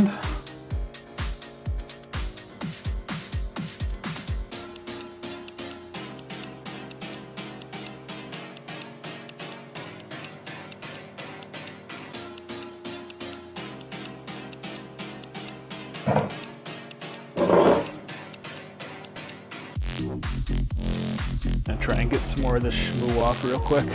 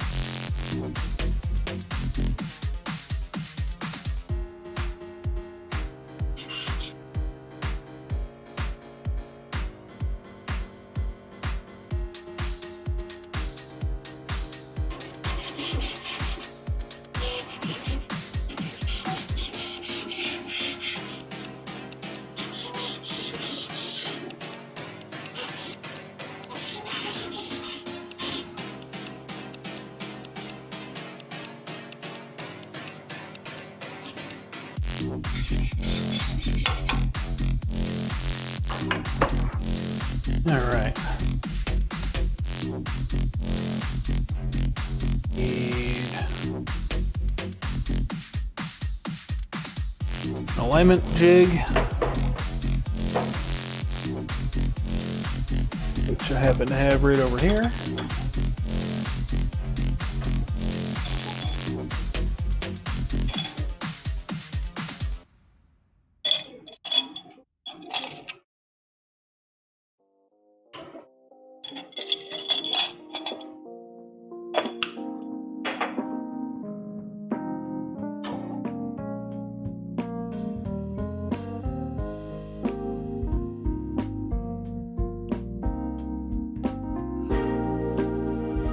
Go something like that, except I gotta load them up with some nuts and bolts first. We need them 3x8. I think I got a bunch of them right here. Let's make sure they're by 8. Yep.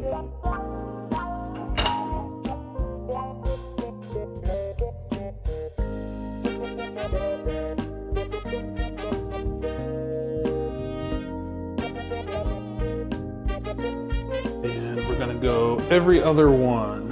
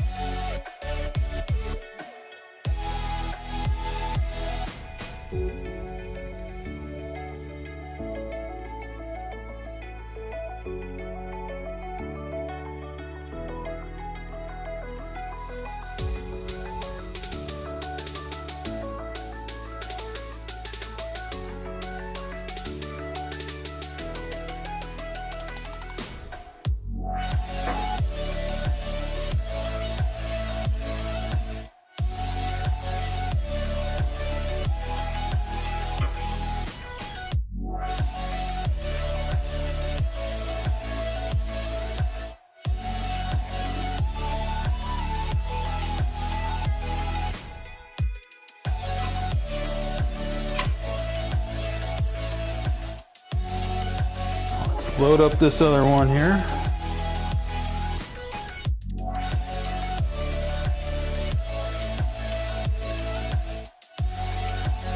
Trooper over here is still heating up.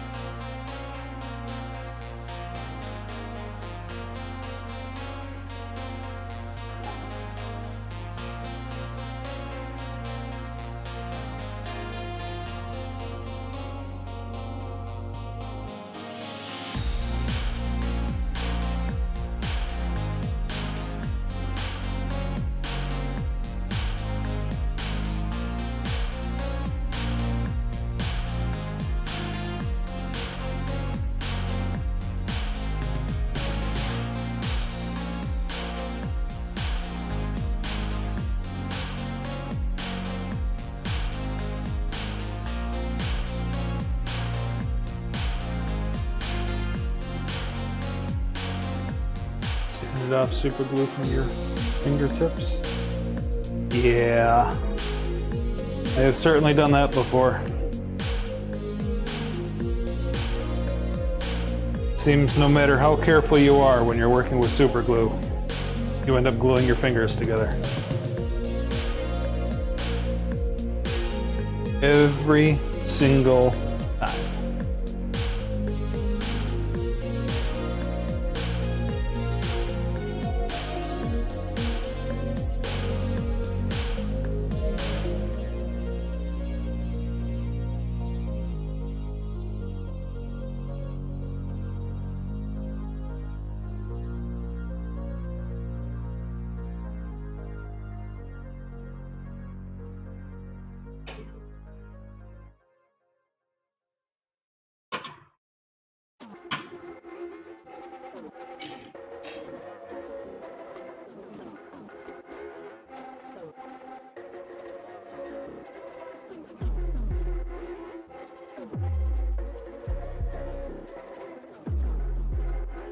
Center the linear rail on the extrusion.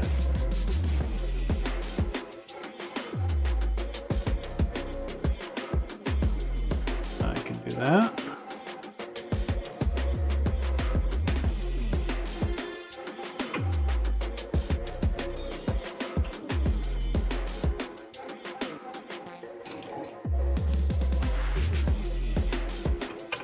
Linear rail center.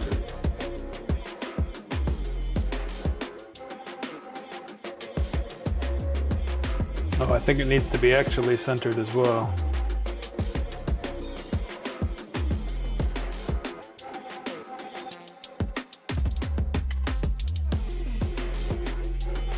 Let's actually center it. Got 60, 80, so this needs to be at 70. 70.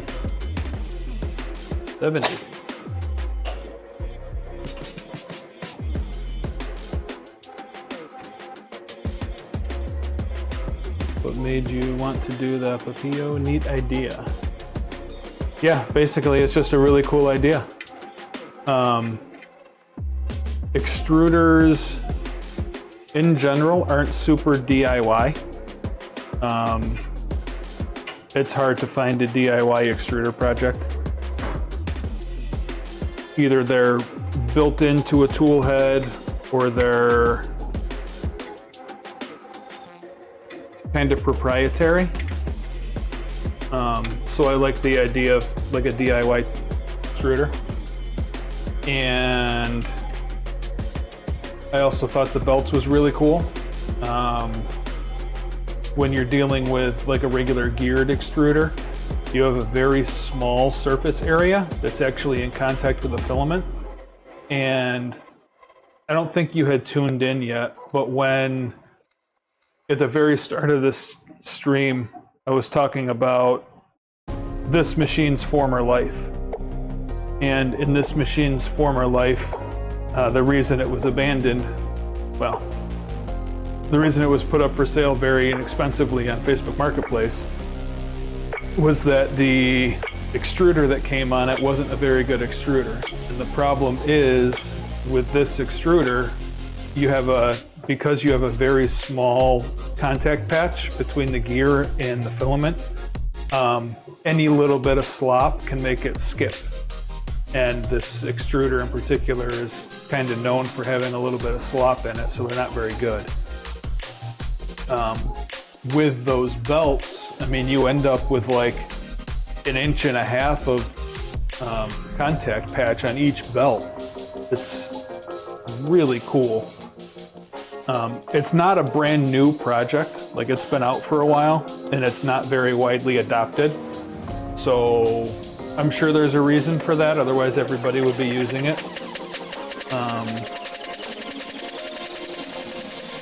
But I wanted to try it because I thought it was cool. And as we already established, I'm kind of a weirdo, so. The tool head that this machine uses is also going to do a decent job of showcasing that kind of unique extruder. That's another reason.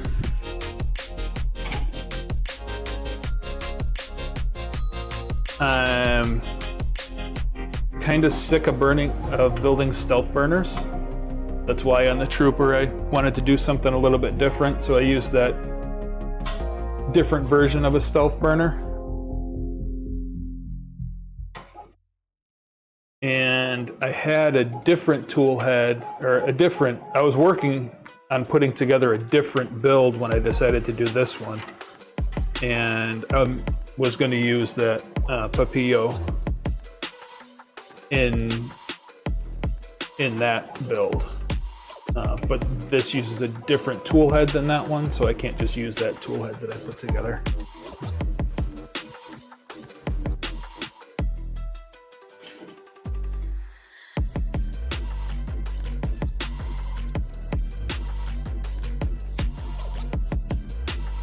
Alright, got both of those done. Stepper pulleys. Oh, I didn't print those alignment tools. CNC Kitchen did an extruder test. We wanted to make an injection mold rig. The only issue was it didn't have super high force. He tested this this extruder. I wasn't aware that anybody had.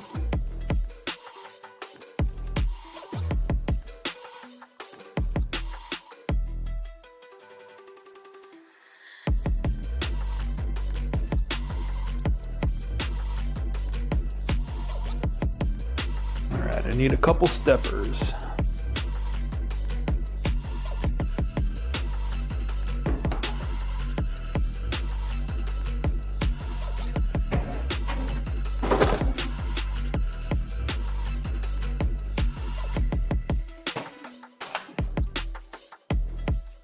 Interesting. Yeah, I wasn't aware that anybody had played with this yet.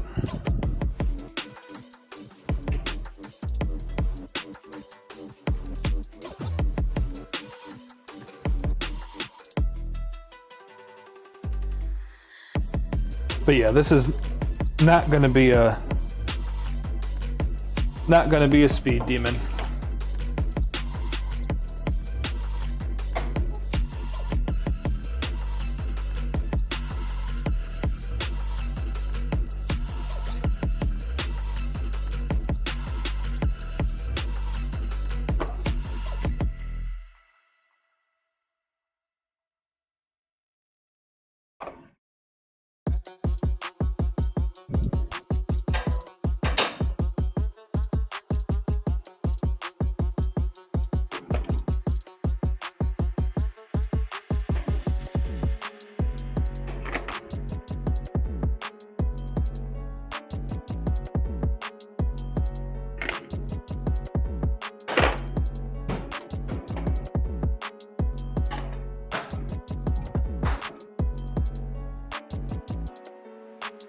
This, I also don't think this printer is going to be enclosed, so probably won't be doing any ABS or anything weird with it either.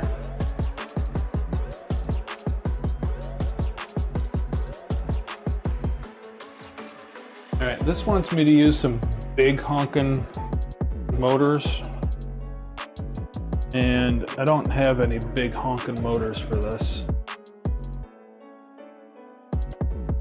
Oh, I also didn't print those pieces, so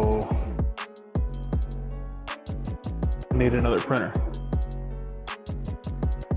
Let's fire up the original ender wire.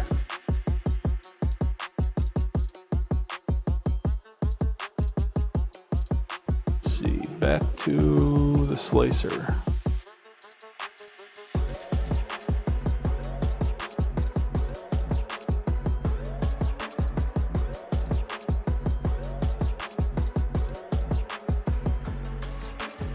You alive? Yes, you are. I haven't run this printer in a minute, so hopefully it still happy with it. It does not appear to be. Stop.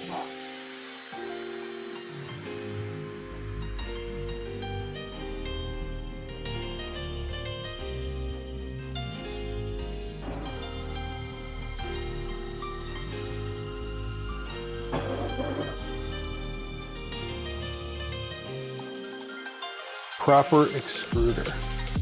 You mean proper extruder?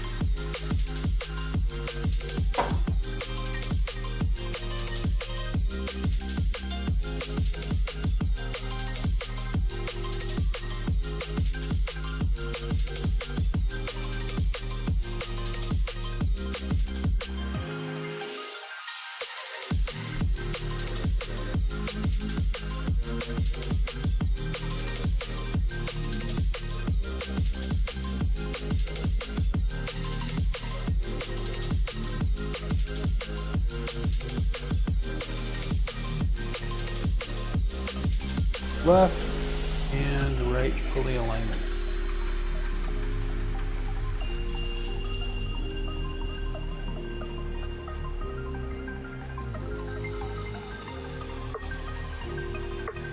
Ooh.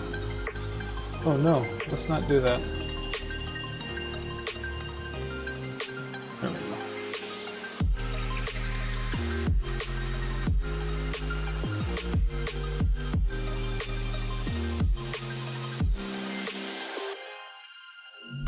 I have not run this printer in a little bit, so I'm going to take a breather and watch.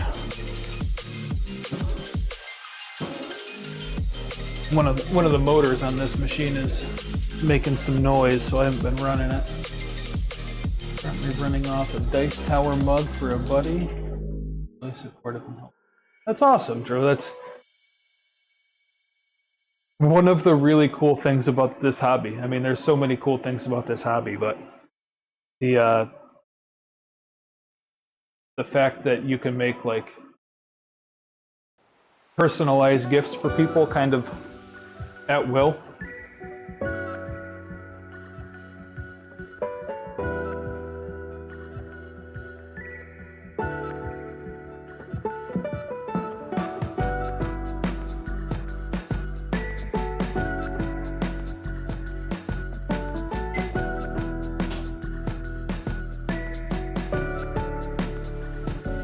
So it would actually help if I loaded filament in this machine before I started printing.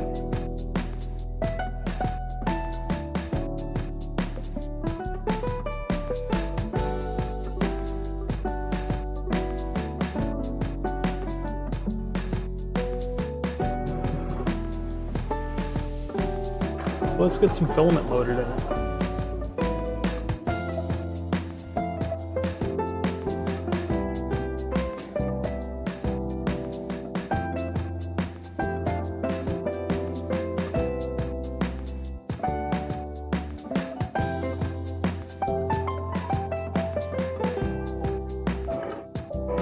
Ooh, this will be the first time I got all three machines rolling in their new configuration.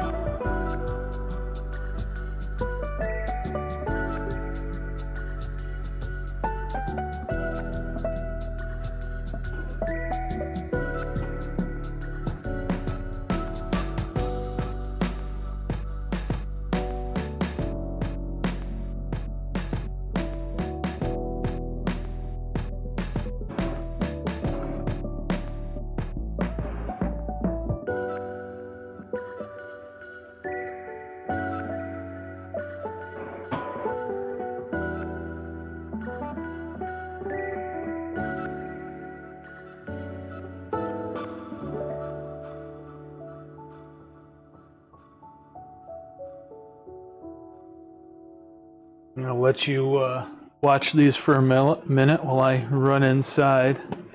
I'm a little stuck until they finish printing anyway, so I'll be back.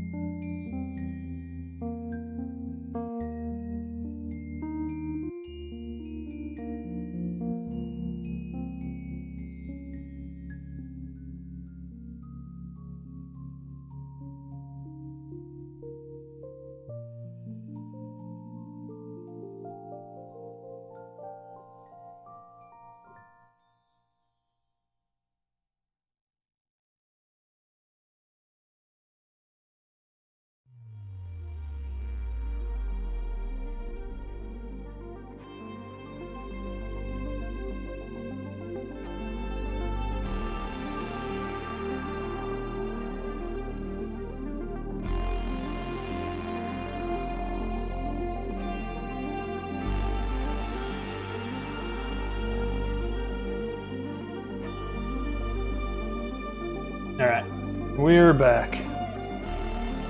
Ooh, who sent me a message? Who's talking to me?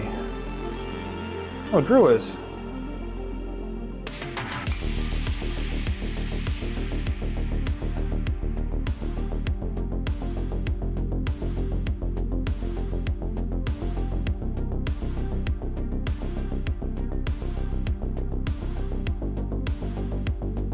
Ah, Drew sent me a picture of his pliers rack. Very nice, Drew. Get the step away, get the old printer working. It's heating up right now.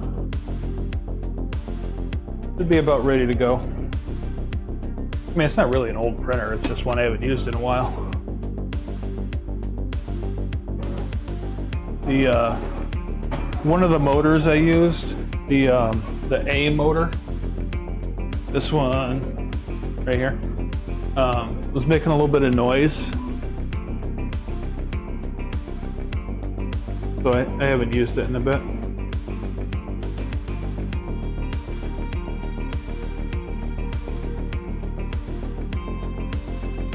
I gotta pull that panel off. I got some new motors that I'm gonna put on it.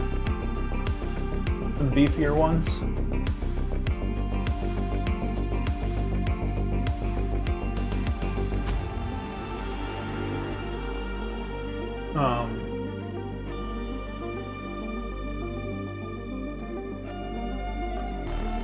It was what I had originally planned to do today until I decided to start building another printer instead.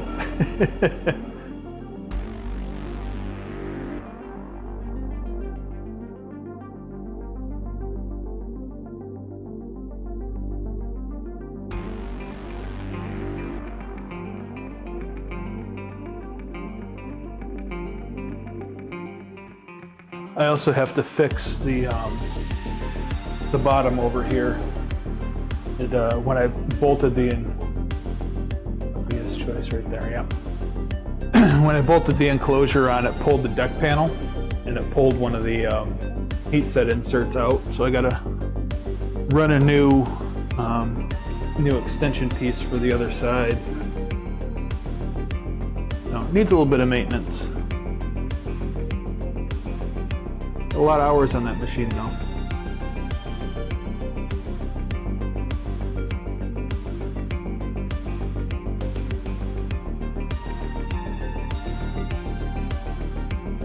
Let me turn the speed down on it just so I don't make that motor too angry.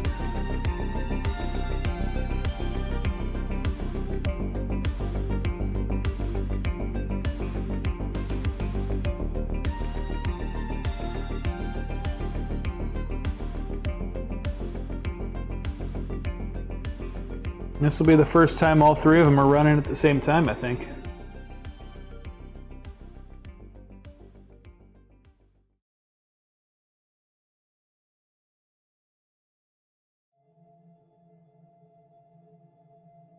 Looks like we're still putting down a pretty good first layer.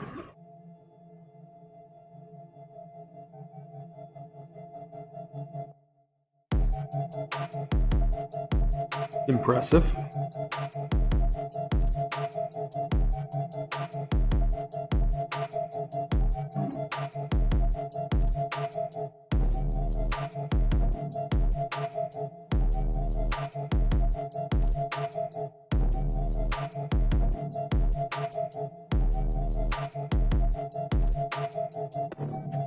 I think I dropped a little bit of excess filament there.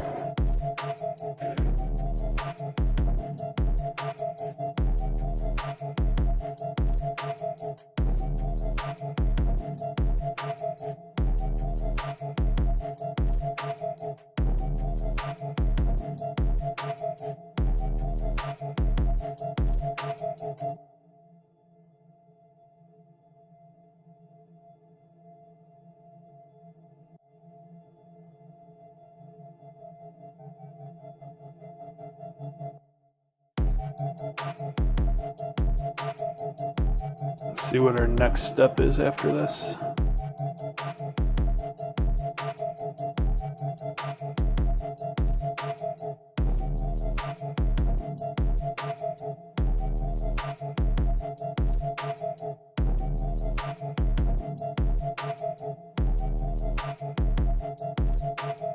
I hope these steppers I have a long enough shaft on them.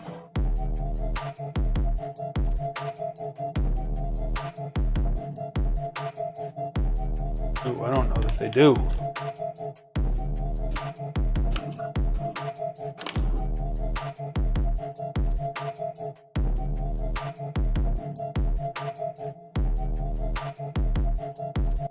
We will have to see.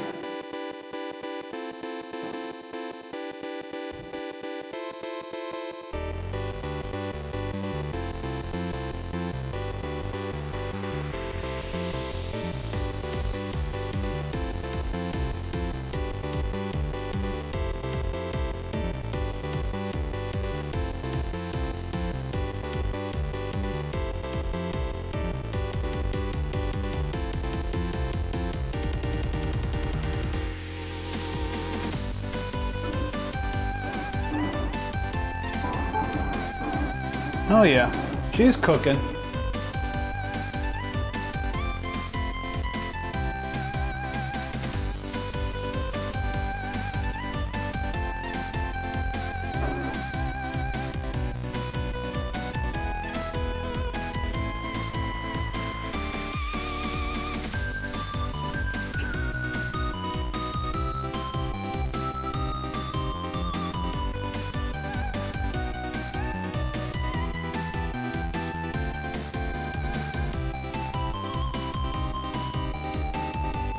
Not even making that much noise. I turned the speed down a little bit.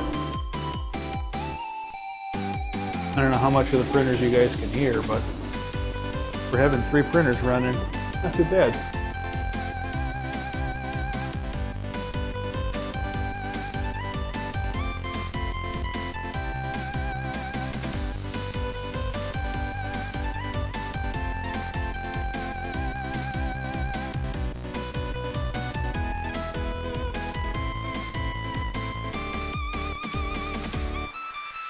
Well, I think I know what is coming soon, so let me get started on that.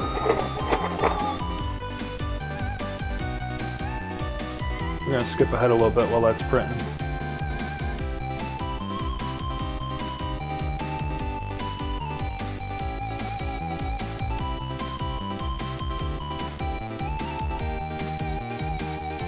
Bring it back to the computer.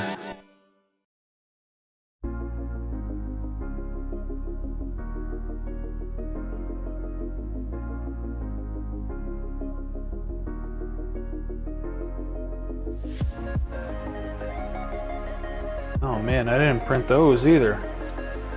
What a failure I am. Let me do that real quick. Put another build plate. Add some more files.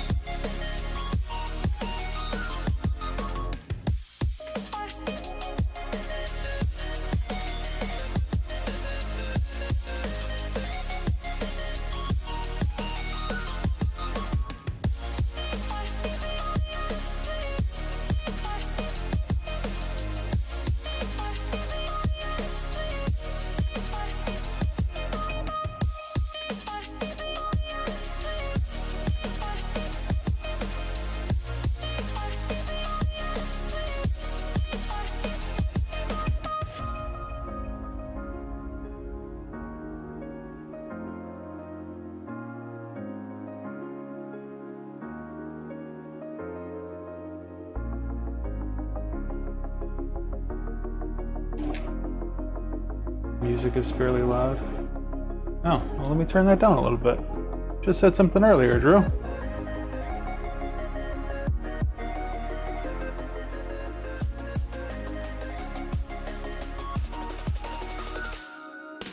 Is that any better? Didn't mean for the music to be too loud.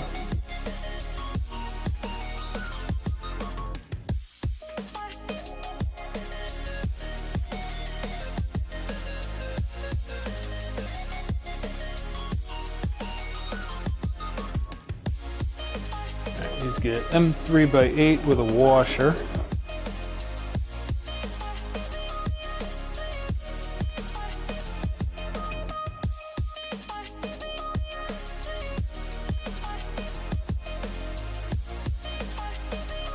You had it turned up because you were outside.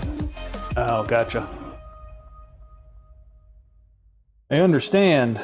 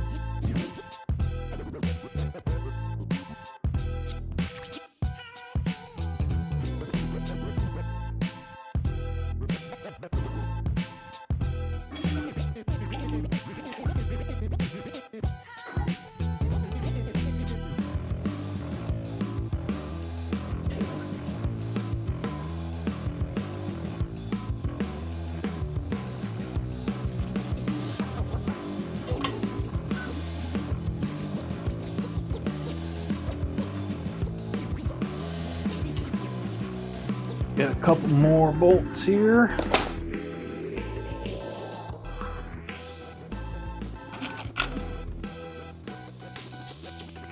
Ooh. I don't have any more that are the correct size. That's unfortunate.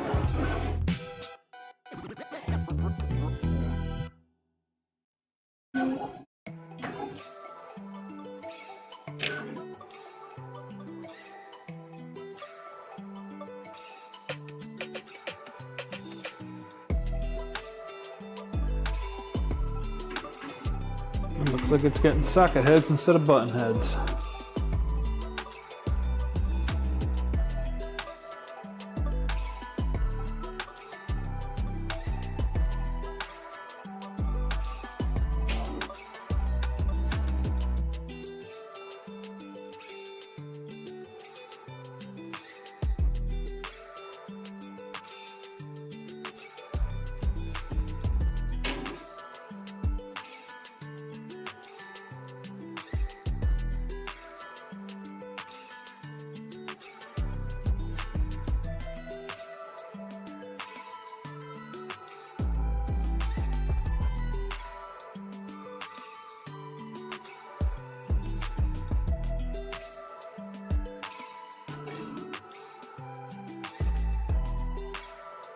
And I'm a bad YouTuber and you can't see what I'm doing.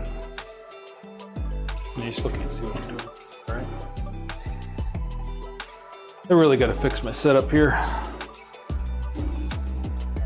I need this camera to be like over my shoulder instead, I think. And I have not found a great way to do that yet. There's this top down problems we talked about earlier, why you said not to get that printer. I don't know what you mean. Remind me.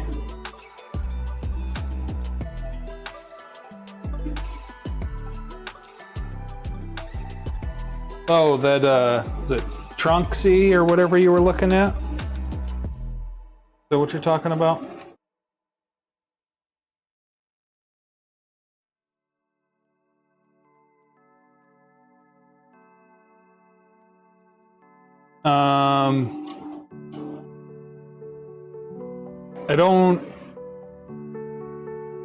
I don't think this is the printer that you found the clone of. I also don't know that that's what that problem in particular is what I was referring to. But they did have some quality issues, if I remember right. And the problem with doing something like that as your first printer is you don't know how they work or how to troubleshoot it. And for your first printer, you ideally would like something that at least functions out of the box instead of something that has issues that you have to figure out what the issues are before you can print for the first time.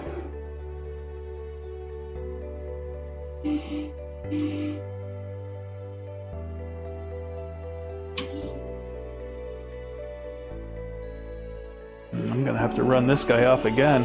I had some shmoo.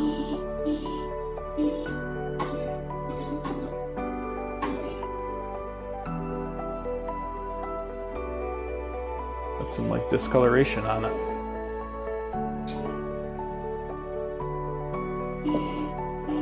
Yeah, I don't remember if that was the exact reason. I just remember they had some issues when they first came out.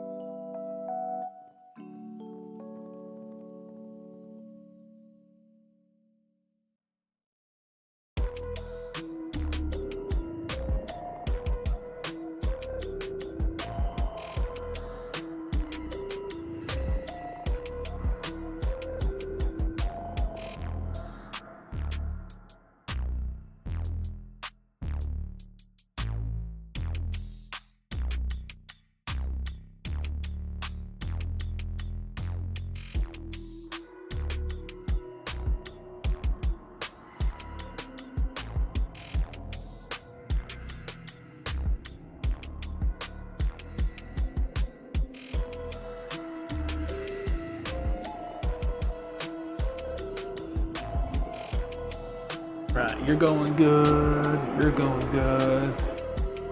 Restarting this guy. Go in the bucket. Let's scroll back up here on the computer. We're going to work on these towers.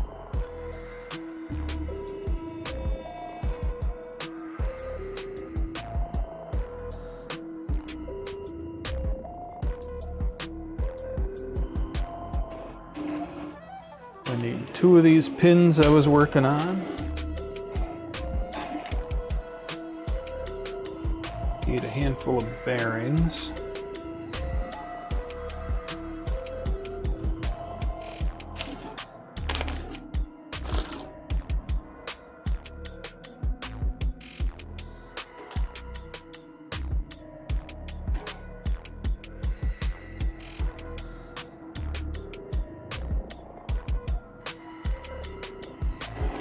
And some M5 washers.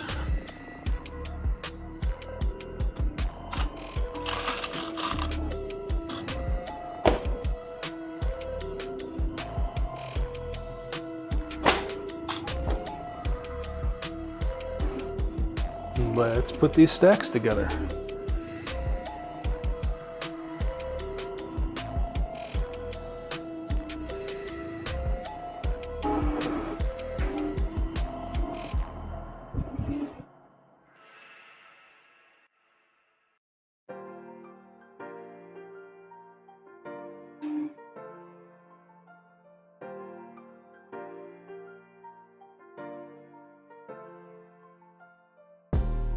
Alright, so I'm going to assemble this on the pin, then we will move things over.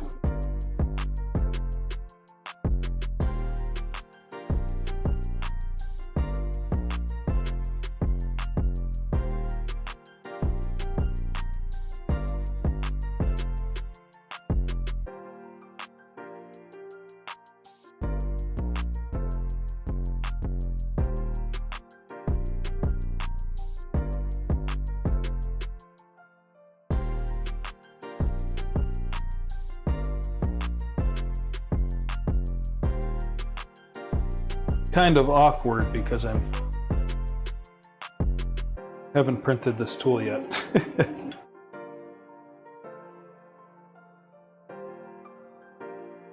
Maybe it'll be easier if I assemble it in situ.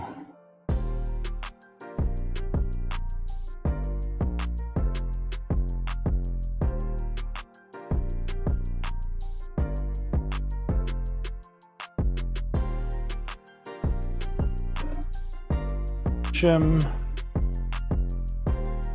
bearing,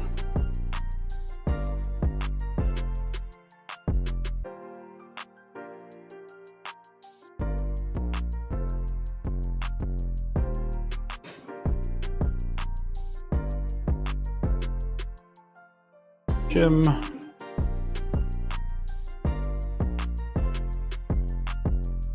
bearing,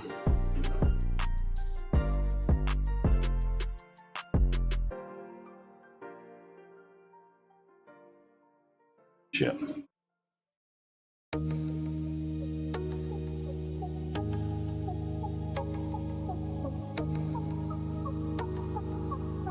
Well, that wasn't too hard to install. Well, you need a guide for that.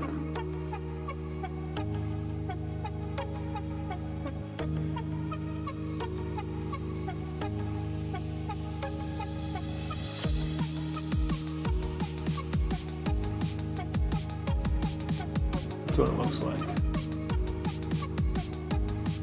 You got shim, bearing, shim. And this is going to be where your belt goes.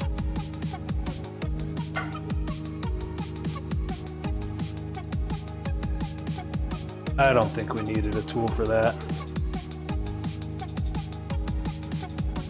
Maybe somebody does. This guy doesn't.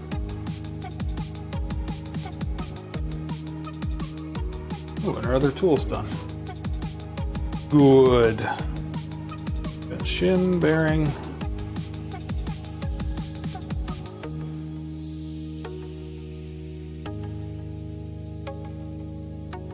Jim.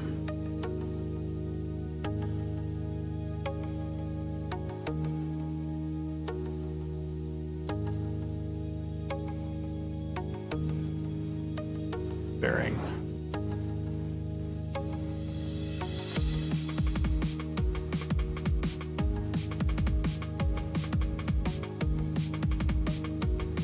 Jim.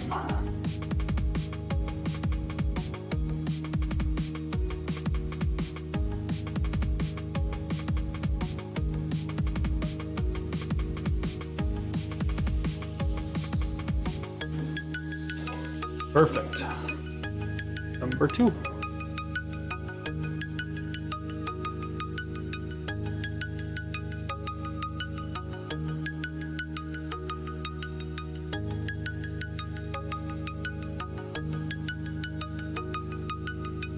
And we need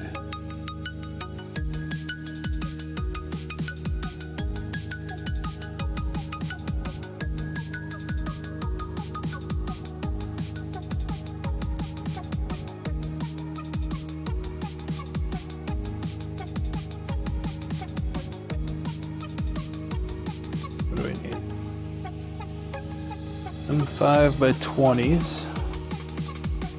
How long are you?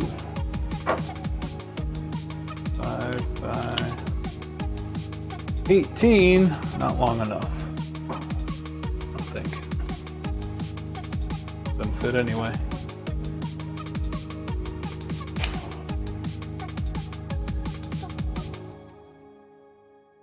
All right. M5 by 20s.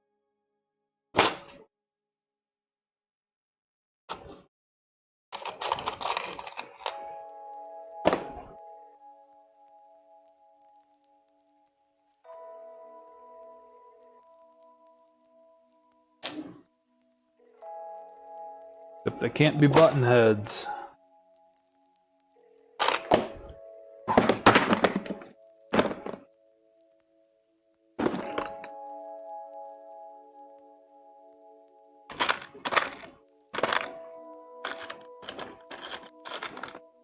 I think these are 20s.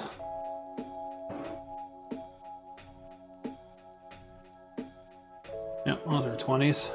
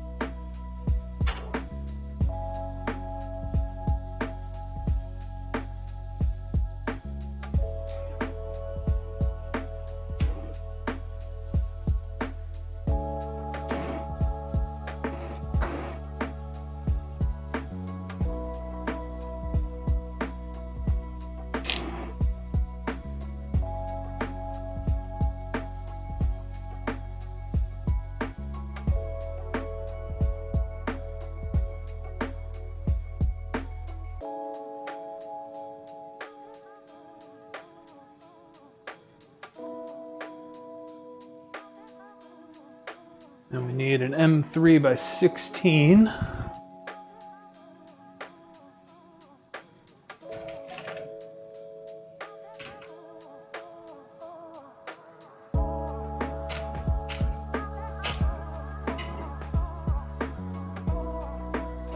Looks like I got one.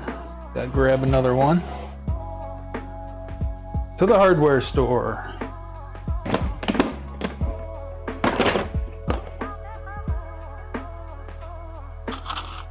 And I want to put a couple washers on these guys.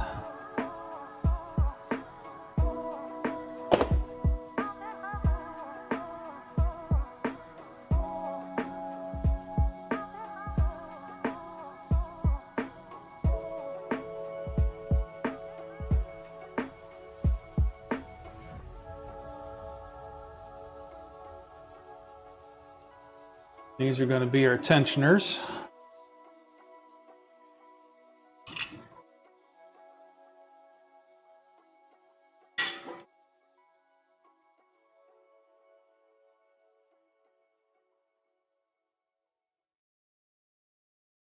These guys got to get adjusted down a little bit.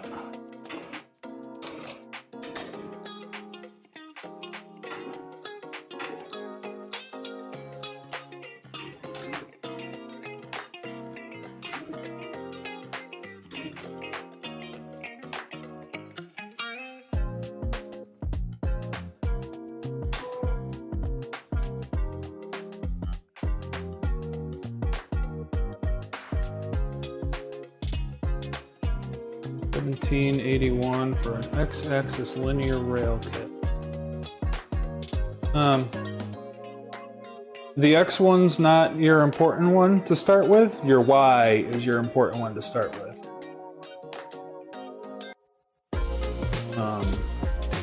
As far as wear on your V wheels goes, you don't have anywhere near the print time on your machine where you have to worry about your wheels being wore out.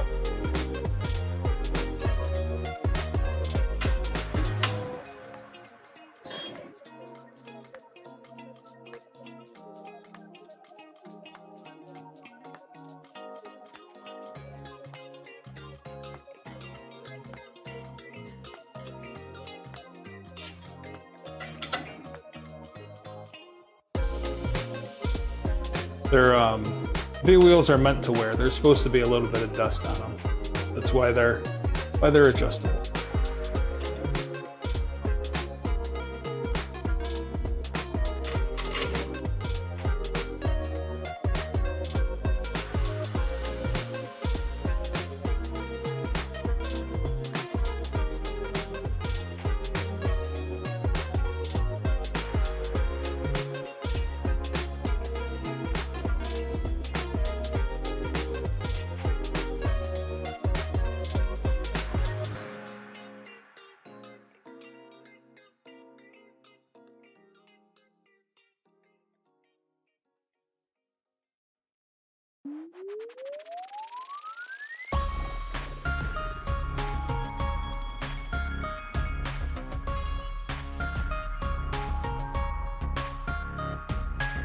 You probably also don't need a whole kit because you have a 3D printer.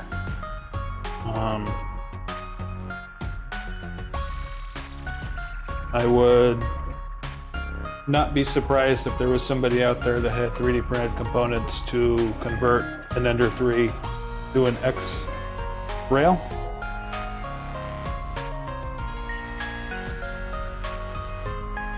All you would need is the rail, and you can get a cheapy rail for, I mean, not a ton less than $18, but less than $18.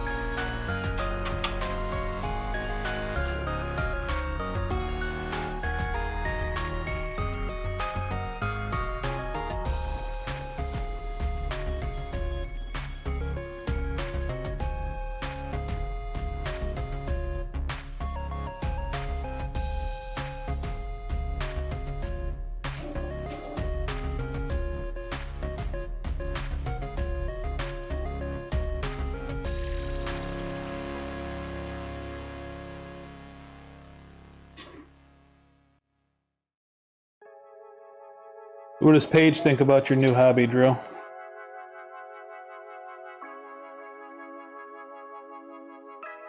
She think it's cool, or she think you're crazy, like your brother?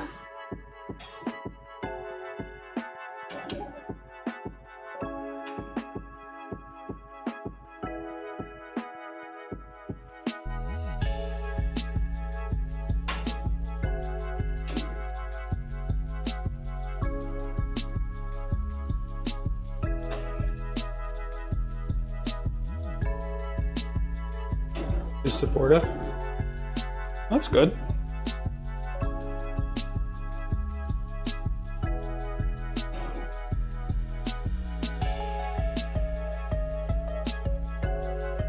I wouldn't say Priscilla's supportive, but I wouldn't say she's not supportive either. She has certainly been a champ in tolerating my plethora of printers. Get some cable winders, and she seemed impressed by them. Cool. Yeah, that's the secret, is you make something that they appreciate, and then they're like, oh, this is cool.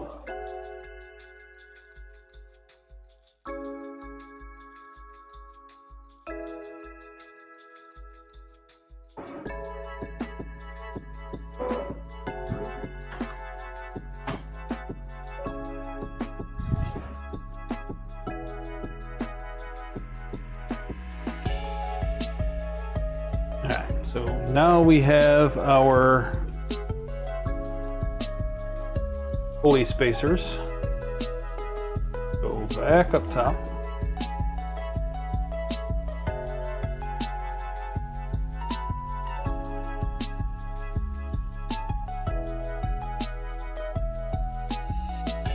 Now I am going to have to be 22,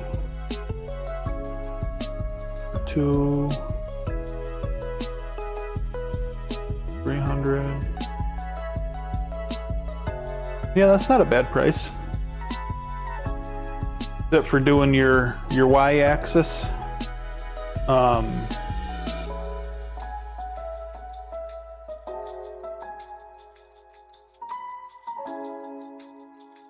I would start by looking up like a mod that somebody has done, because you're going to need like some hardware and some printed parts and stuff to do it. And then most of the people that make those mods have like a bill of materials, like a list of things that you'll need to complete it. So I would start there. That's one of the reasons why I was kind of trying to steer you towards an ender instead of something else, is because there are a billion of those things out in the wild, and everybody and their brother has tried to make them better. So there's tons of aftermarket support for them.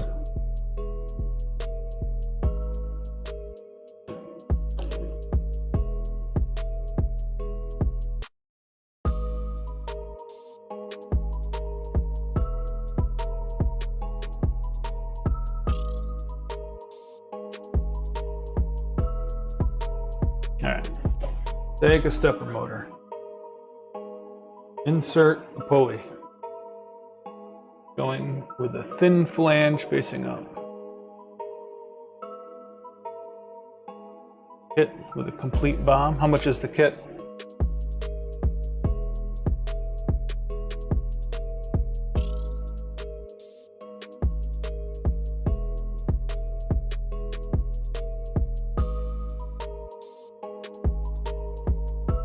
That at all. Bring you over here. 42. That seems a little high.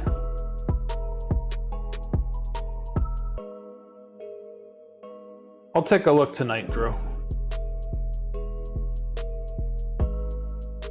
That's how this guy goes in there, I think.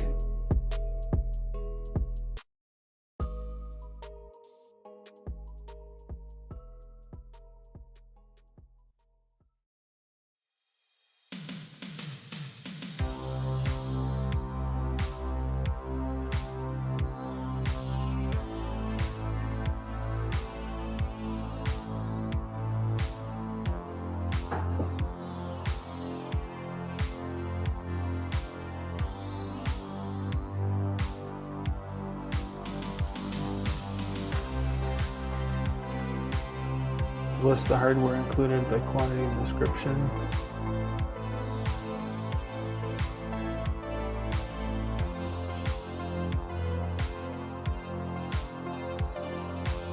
Oh yeah, yep. Yeah, I guess what I meant is you don't need, like, you don't have to buy a kit. use that or look for someone else's? You could, but I think $42 is a kind of a lot for, like, if you can get 2 rails for 22 and somebody else is selling 2 rails and a handful of hardware for 42, like, doesn't seem like that good a deal. And from what I remember, cheap rails are somewhere in the $11 to $13 range, not the $21 range.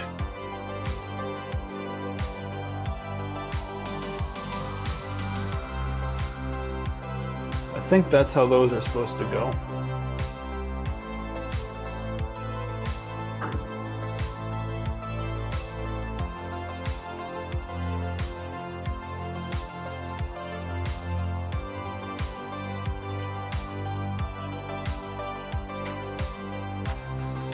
Now I don't have Loctite on hand, and these are not flat shaft motors,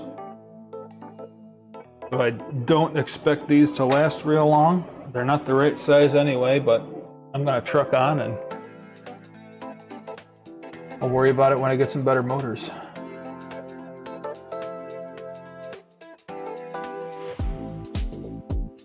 Now the towers.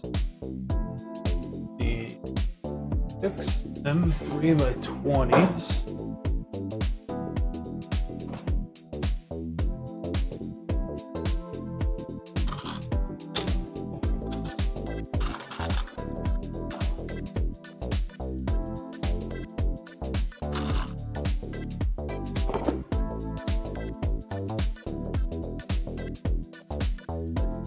For communication, I'm saying use their list. Oh yeah, that's fine. Yeah, use their list of required hardware. Yeah, absolutely.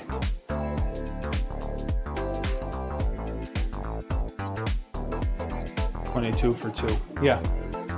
That sounds much more reasonable than $42 for basically 2 rails and a handful of hardware. But yeah, I mean, you can either use that BOM or, like I said, the benefit of finding someone's mod is that they usually give you instructions instead of trying to figure it out on your own. And those kits typically have like bent sheet metal brackets, whereas like part of the fun of building a printer is like printing stuff. So most of the mods have printed parts instead of sheet metal brackets. So, I mean, it's free to look around. Doesn't cost you anything, except for some time. 5x50. That's a big guy. I have M5x50s.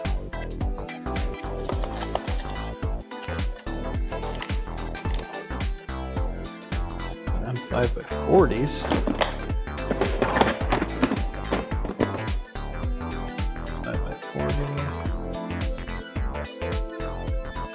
3x40.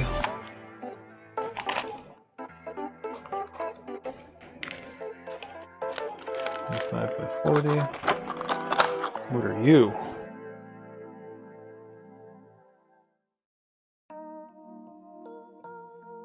5x42.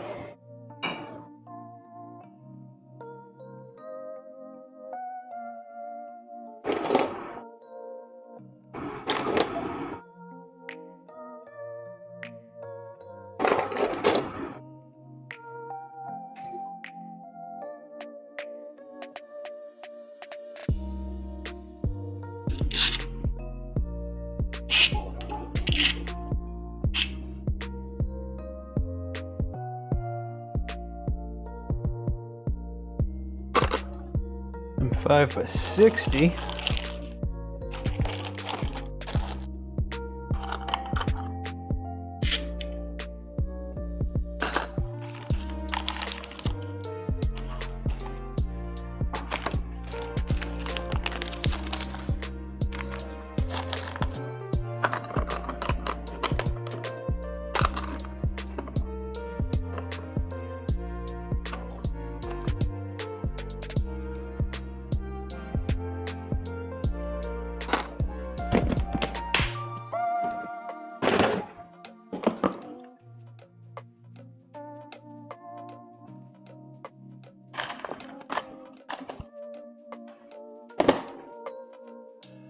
All right, I think I found something that'll work here.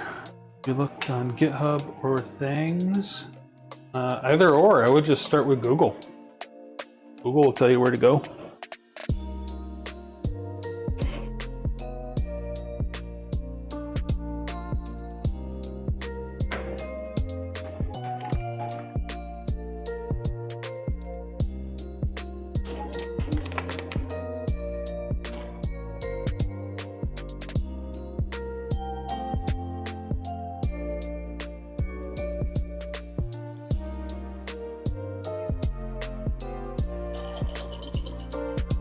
I'm a lot of kit installed vid.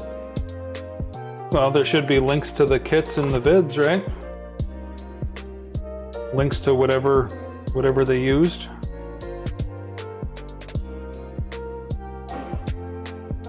All right, I gotta get my drill back out because we are to the point where I need these parts that I skipped sanding earlier.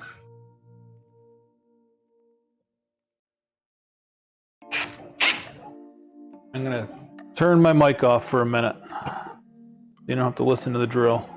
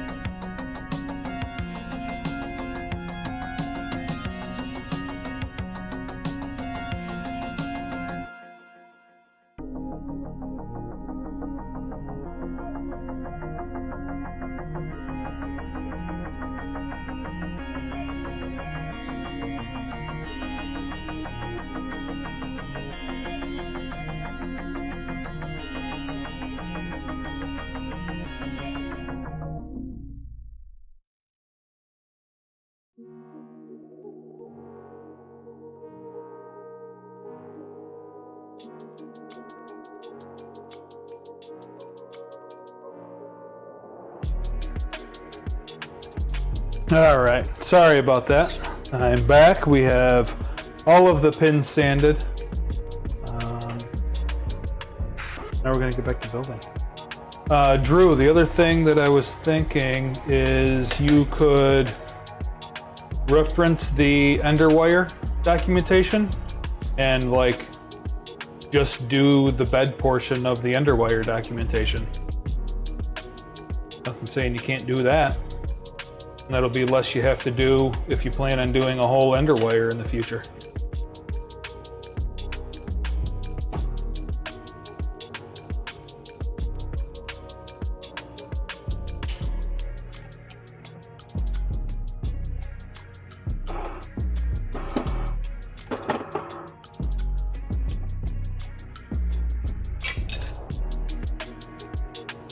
All right, zoom in a little bit here.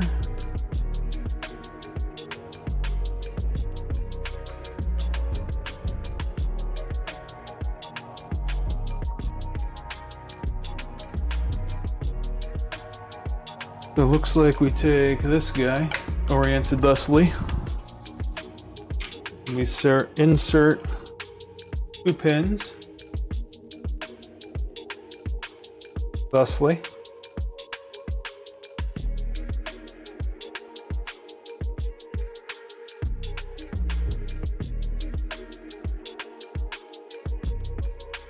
Now we need washer.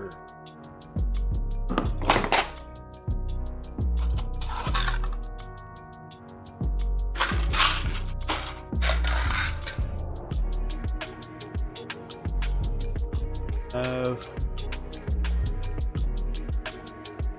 washer,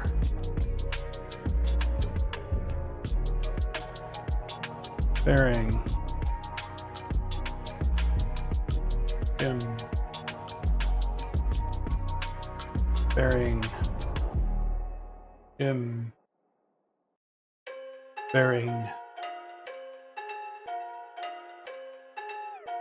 shim, bearing, shim. Right? Shim, bearing, shim, bearing, shim, bearing, shim, bearing, shim. Shim, bearing, shim. I feel like that needs to be a song. Sea shanty. Bearing, shim, bearing, shim.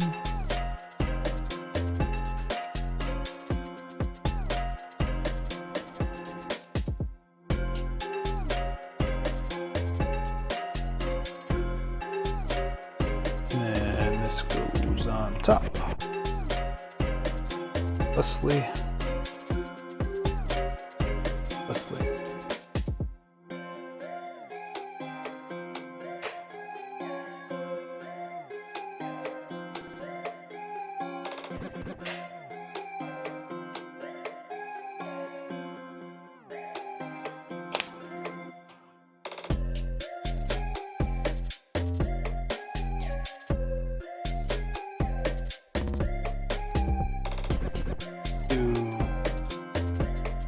Reinstall these guys.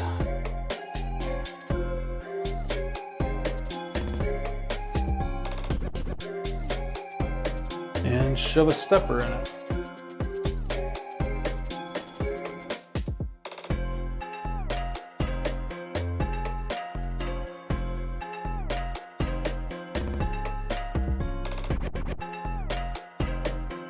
According to me,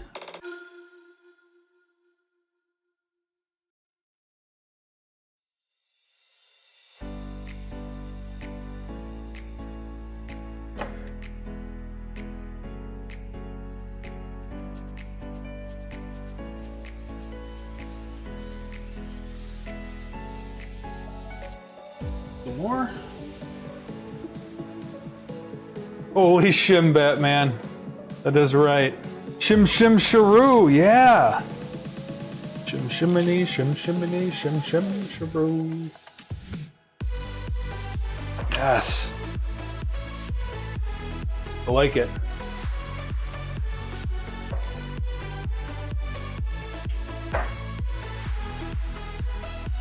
Shimbering, shim shimbering. Not in that order, though. It wouldn't work very well. Too many shims, not enough bearings.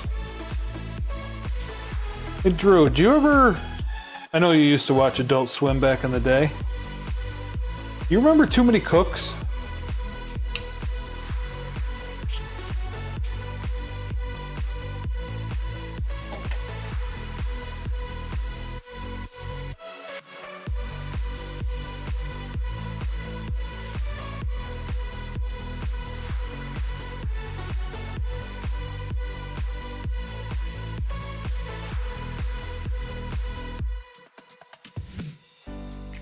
Remember the name, but not anything about it.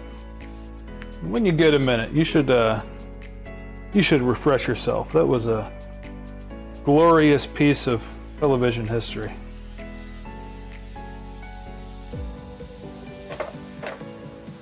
It was certainly a thing that existed at some point.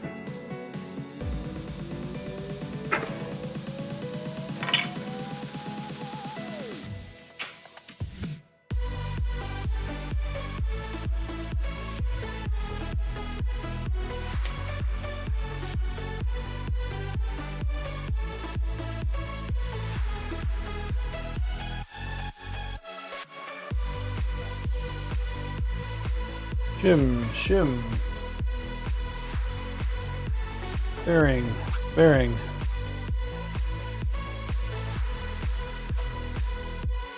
Shim, shim. Bearing, bearing. Shim, shim. Bearing, shim. Bearing, shim. Oof.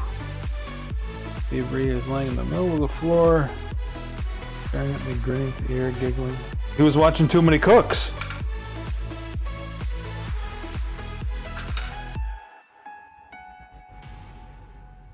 What the problem is.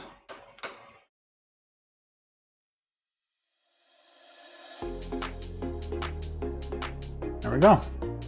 Other side. complete.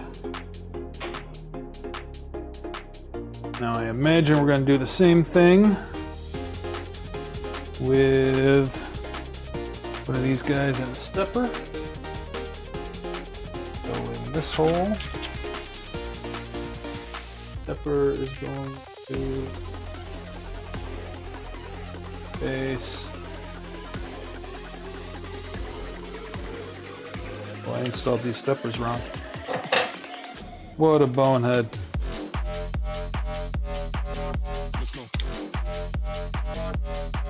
Man, this is not very chill music.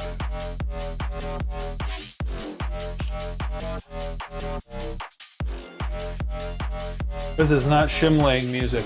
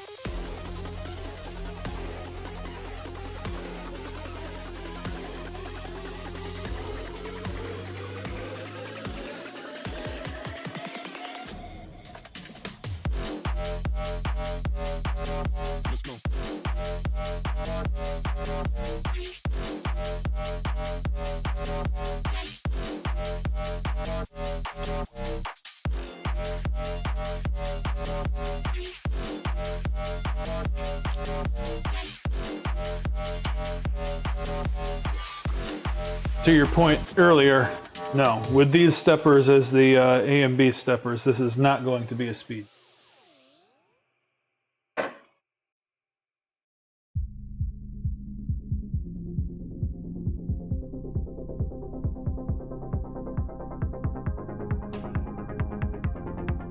I'll have to pick up some beefy steppers.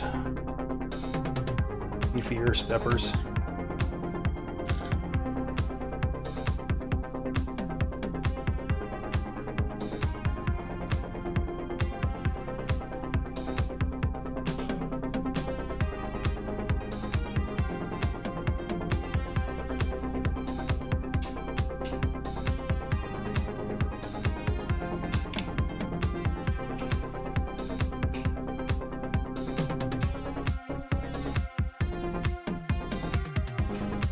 Alright, so we have right side, right side, left side. Think, something like that.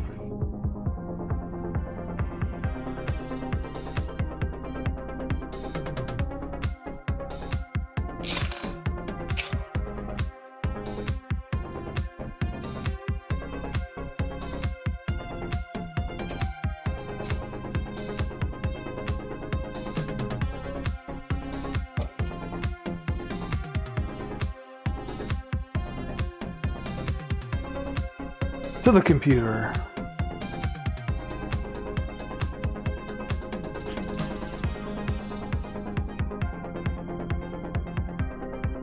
To the printer.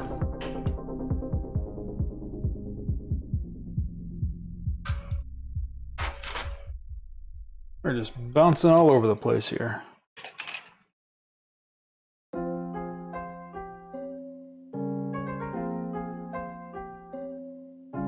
Zoom you back out.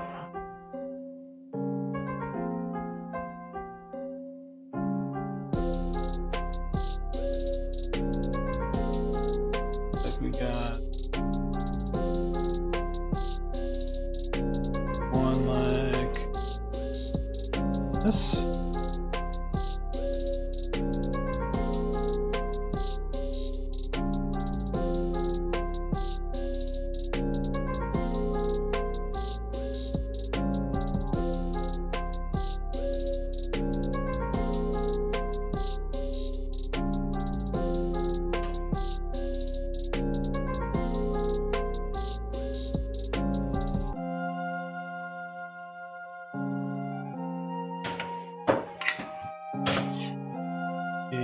one like this.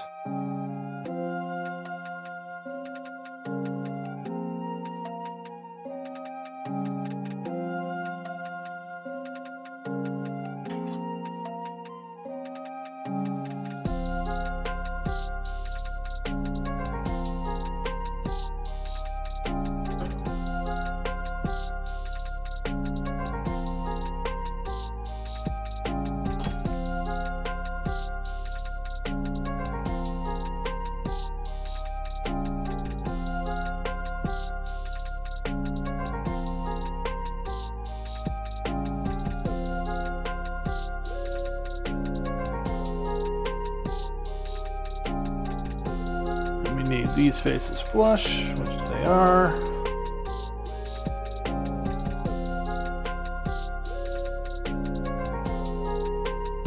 Same deal.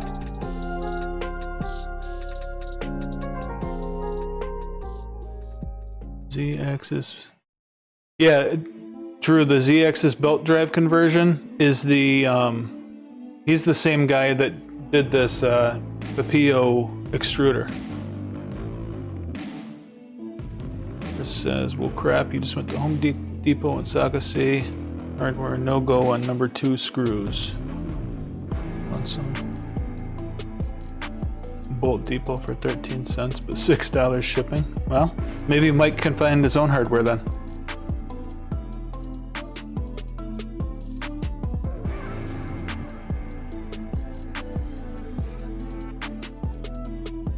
Alright, we got the towers done already.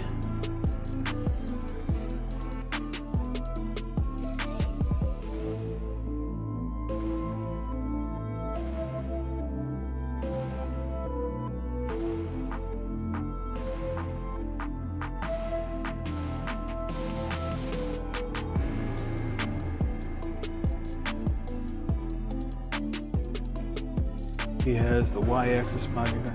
Cool. I didn't even know we had a Fastenal around here, Chris. Where is it?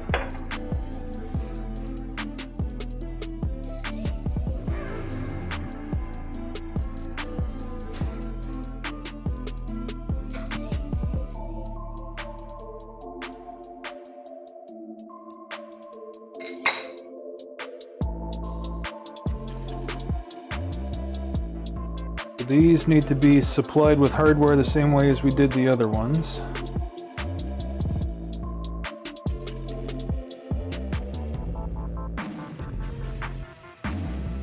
Goes backwards by the mall. Yeah, I don't think it's there anymore.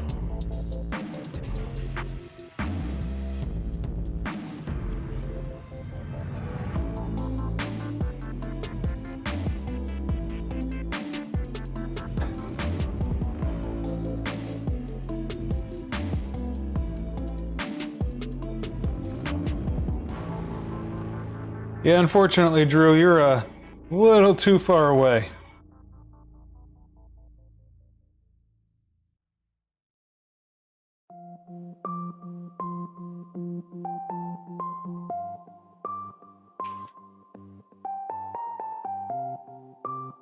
Details.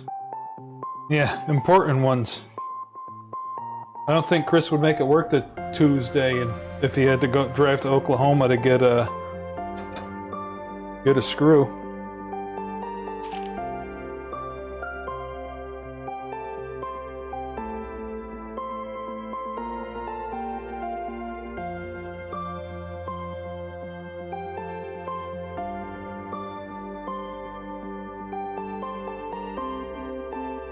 Now, bolt assortments kind of suck. That's part of the predicament Chris is in.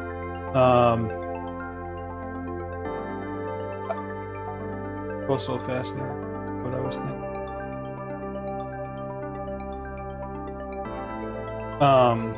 Bolt Depot, where Chris just mentioned, is where I told him that I order stuff from.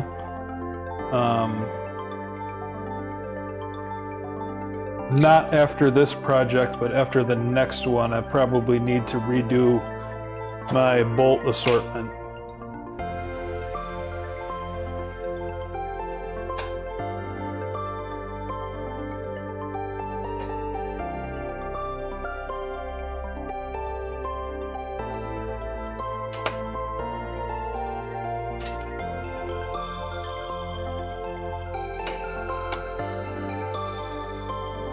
there's a,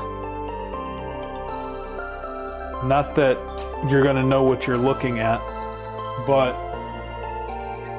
there's a pretty standard, like if you look at a bunch of different mods, there's a pretty standard hardware list that people use. That's like stuff commonly people have on hand or whatever. And normally that's a pretty good starting point to do just about any project. Especially with printers, people tend to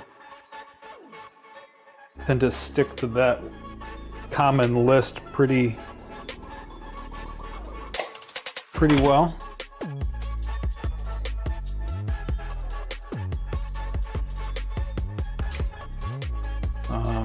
You give me a minute, I will show you my bolt assortment, and that's reasonably close to what you consider standard for playing with printers. You may still find odds and ends here or there that you'll still need, but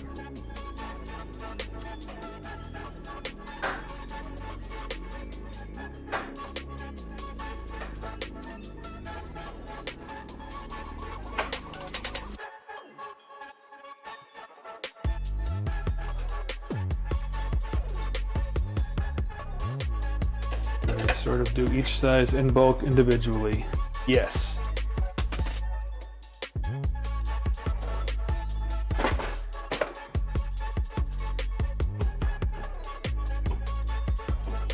Where's my mouse?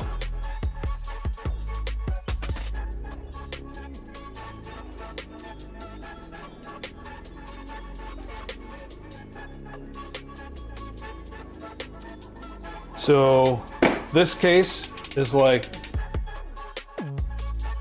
I think normally $12 at Harbor Freight, and on sale you can pick them up for under 10. I have printed a bunch of bins to go in it because it comes with like a bunch of bigger ones that I really don't have a lot of use for. So I printed a bunch of bins, and I just have little pieces of tape with what they are.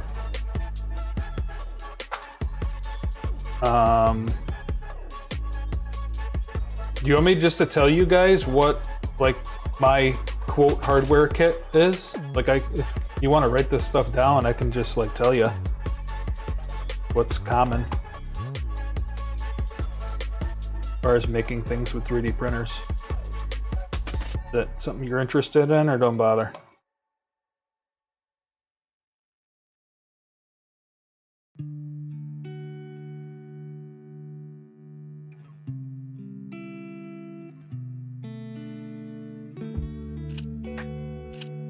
You have some bombs you can reference? Okay. I think Chris was just gonna wait until I make my next order and have me double it for him. But yeah, I just go to Bolt Depot and plug in whatever it is. Like the only thing about Bolt Depot is they have button heads. This is, if it'll focus. This is a button head as opposed to socket head. I don't think that Bolt Depot does socket heads. I think they only do button heads.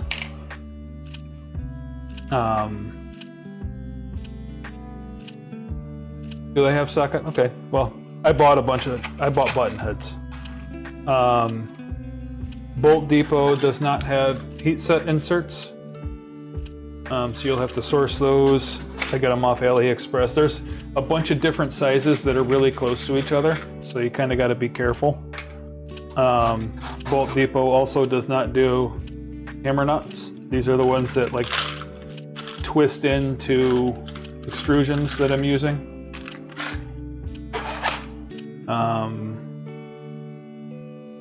But yeah, everything else on here, for the most part, is from Bolt Depot. You gotta restock missing nuts. But I made, I think it was about $140 order I made when I set that kit up. And I've built the red ender wire, the orange switch wire, some of the hardware for the trooper,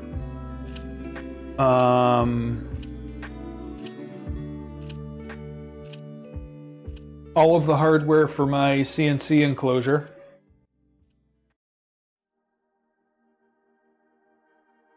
I'm sure there's other things also, but like that's what I have left is that big box, and there's still plenty in there to use.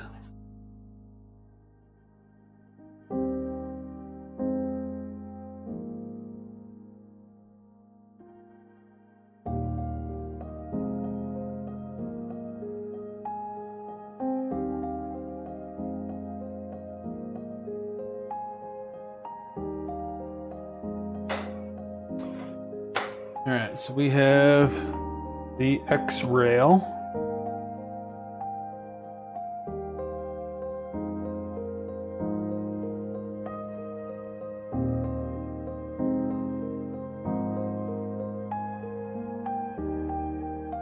Did that. We need some M5 nuts.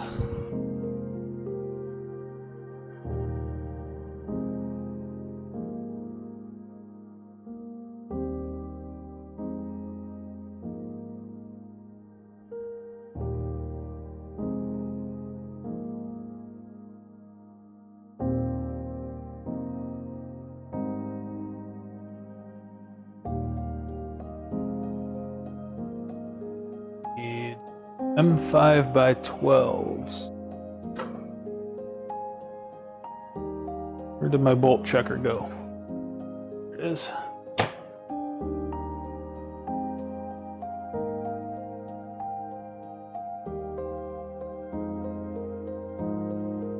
M5 by 10s.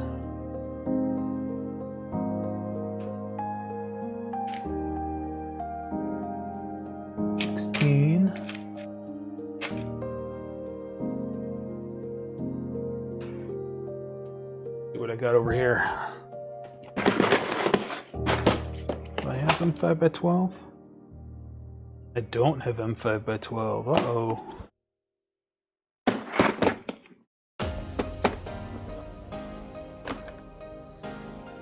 Maybe I got them in black.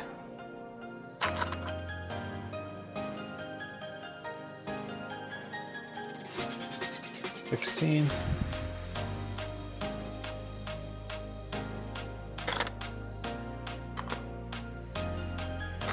Do a 12. Yep, all right. I got them in black. 2 of these. And 2 shims.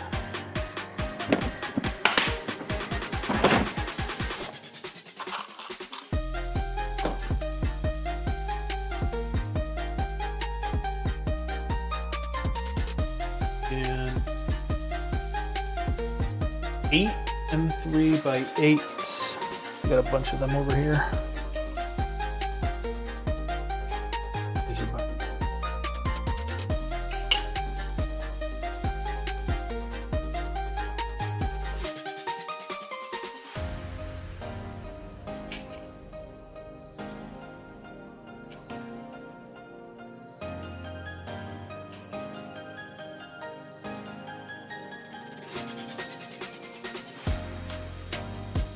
Eight of those.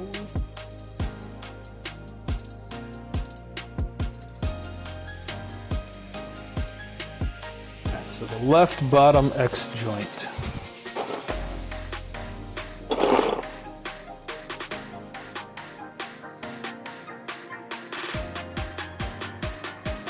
Oh no. Do I not have a top X joint? Ruh-roh.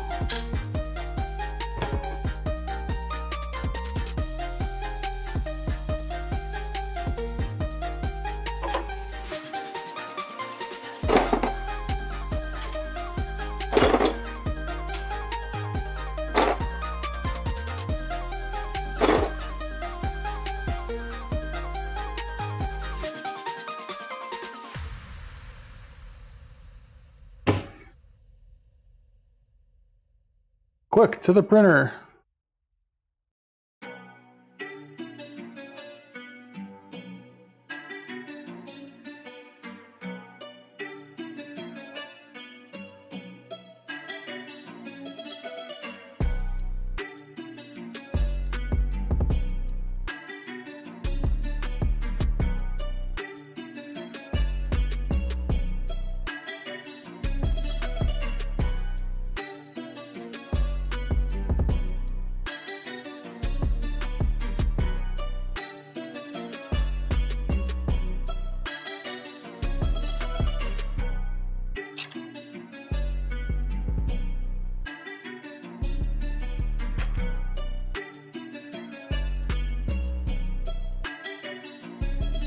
Are those the top? What's the bottom look like?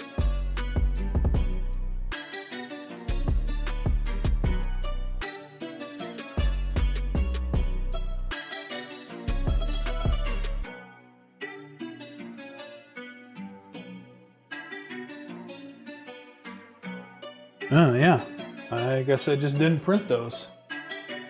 Well, that's awkward. Wish you could just print the hardware? Yeah. Oh. I thought I had everything printed. Guess I was mistaken.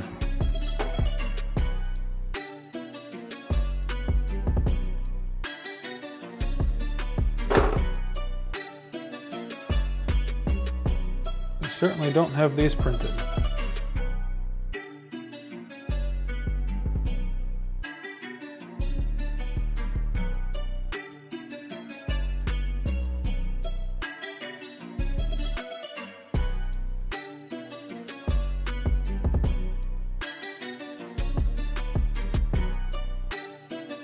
Oh, no, I'm an idiot. They're right here. Cancel that. I put heat sets in them earlier. How come you didn't remind me I already put heat sets in them?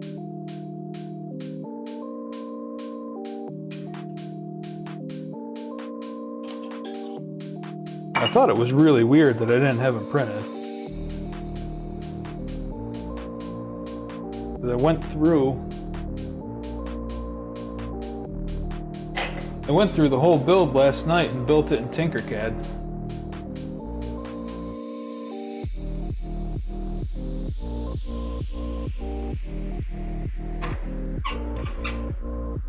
Did I show you guys the Tinkercad for this? I don't think I did. I skipped over that part.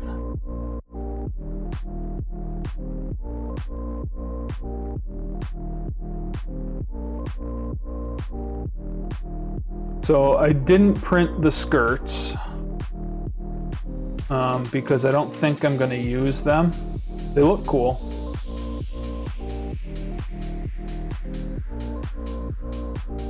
But I don't think I'm going to use them.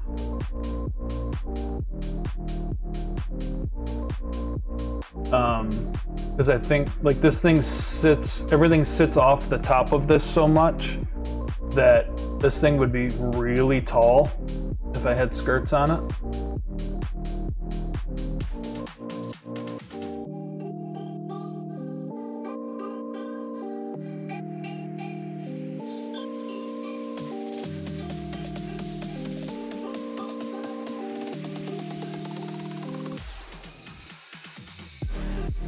This is the tool head that it's going to have. Oh. Sorry, you can't see anything.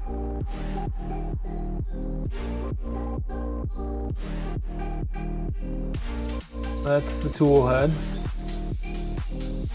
Extruder.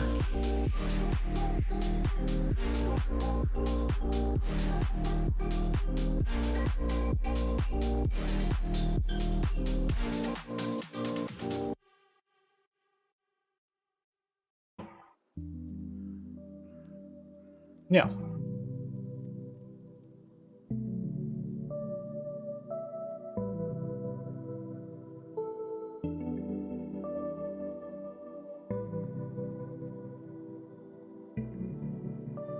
Alright, so we're gonna bolt these guys down. Yeah, thanks, Drew. Thought it was cool.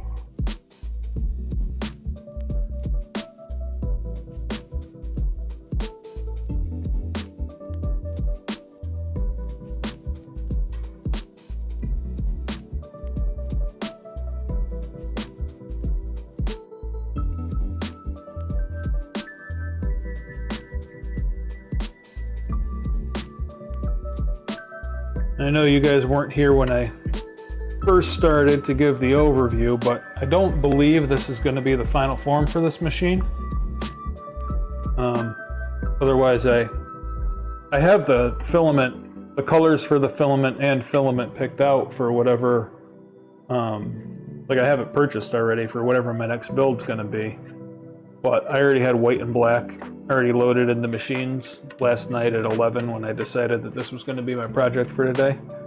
I loaded up those 2 plates last night and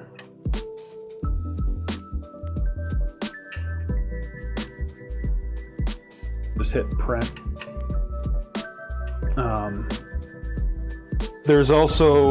There's another part of this printer. So the first part is the Mercury 1.1, and that is this stuff, the CoreXY conversion. The second part is a different bed system for it called the Hydra. It gets 2 more stepper or lead screws for the corner here, and a thicker bed and more linear rails instead of these rods, and it'll let you do bed leveling, or this won't let you do bed leveling.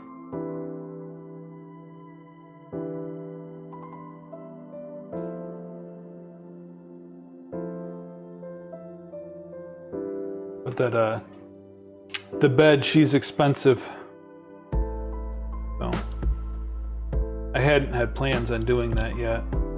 We'll see how much I like this printer, whether I decide to pony up for the fancy bed.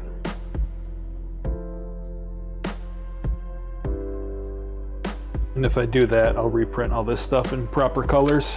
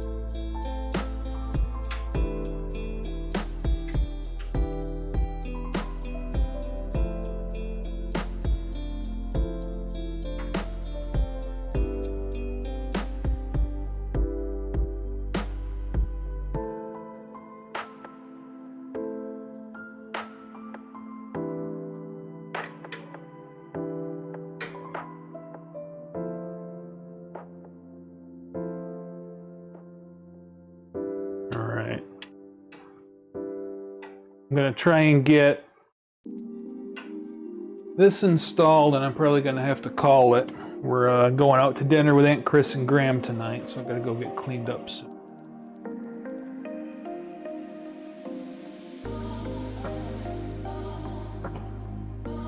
Alright, so we got those installed.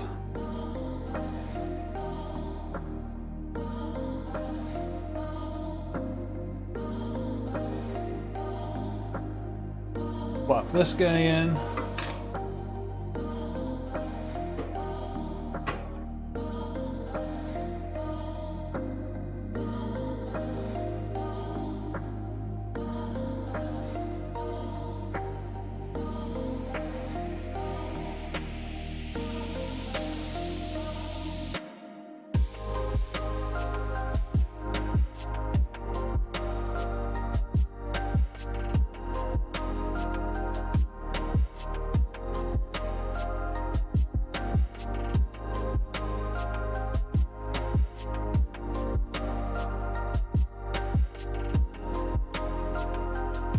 What?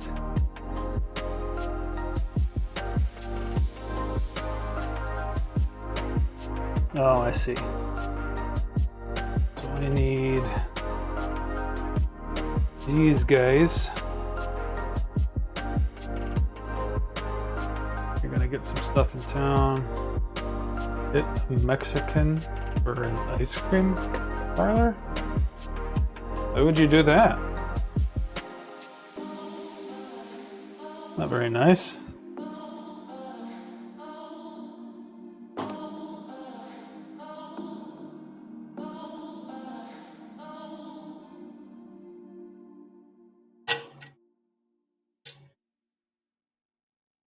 Be nice to those Mexicans. They're coming for your jobs.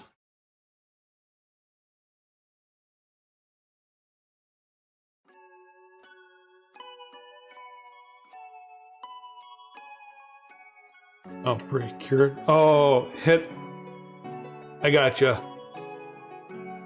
Hit it up, not like actually hit it. I understand.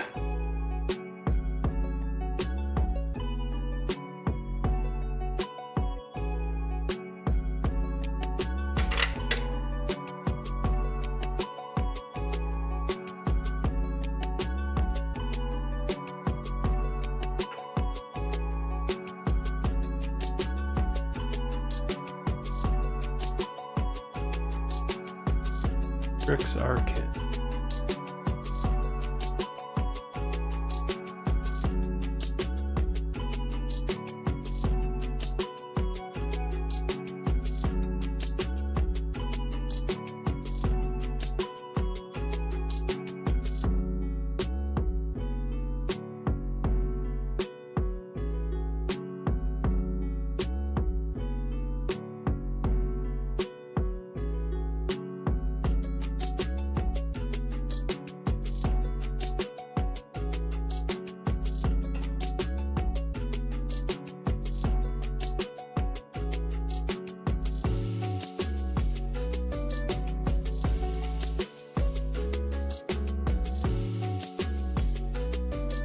All right, now I think we do the same thing with the top.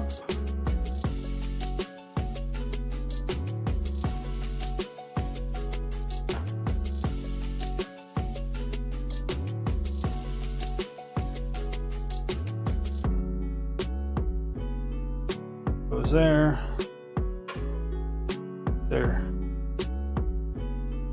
6 more washers, 6 M3 by 30s.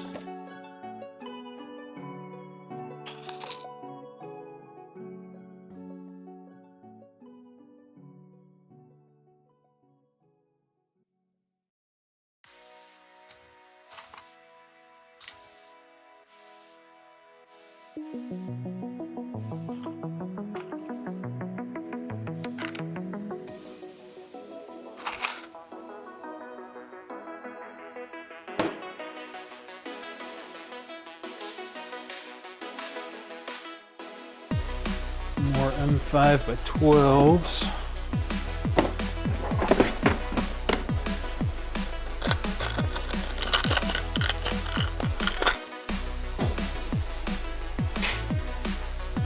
Eight M5 washers.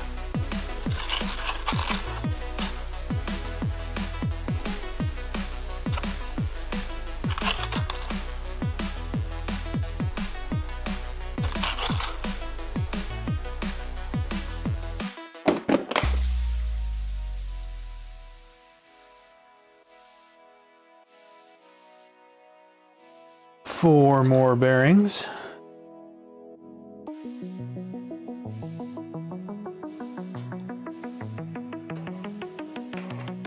Yeah, we're starting to run out of parts. It's good. Ooh, and I need spacers.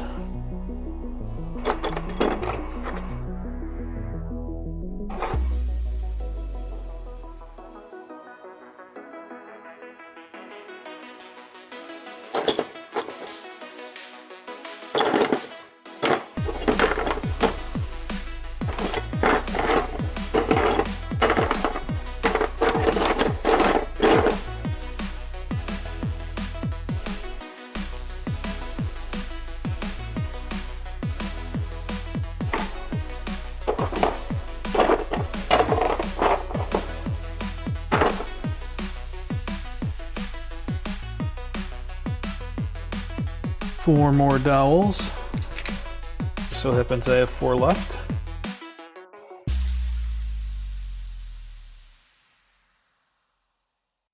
Two other pulleys.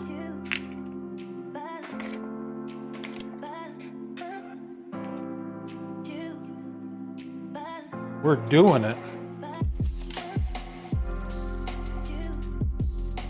I don't have the tool head built, so I'm not going to get it belted today, but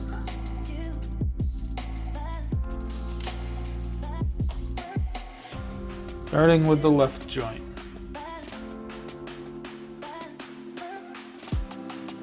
Put a dowel in the rear hole.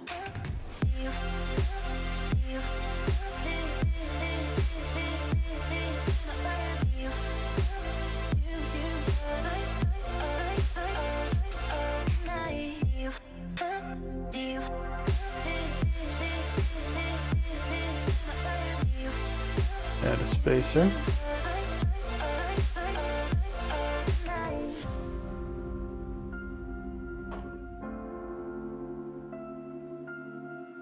Shim. Bearing. Shim.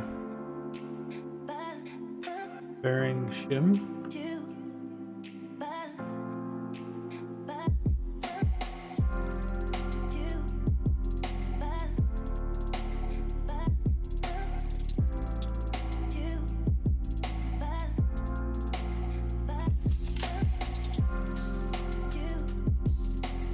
Another pin.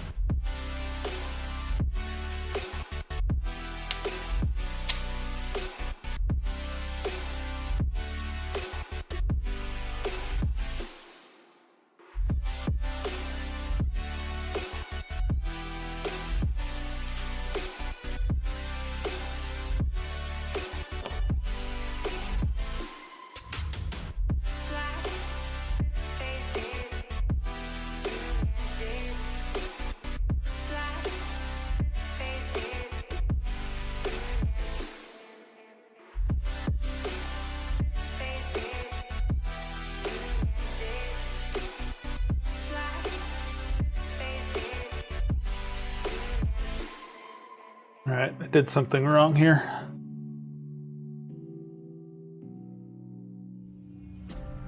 Let's back up.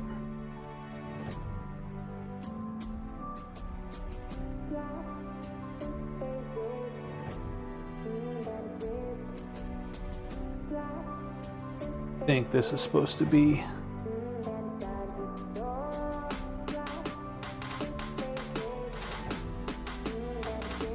one of these. Shorter spacer.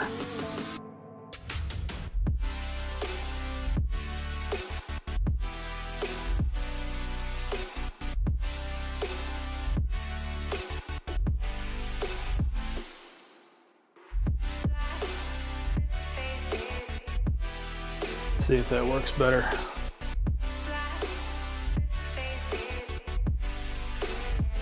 Yes. Oh, yes.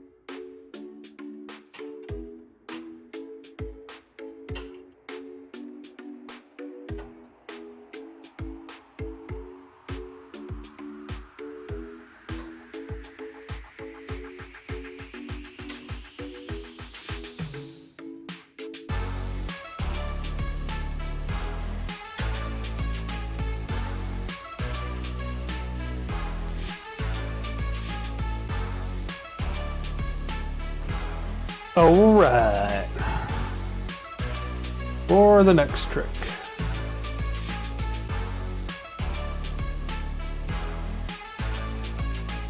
Oh, hang on. I have to tighten this guy.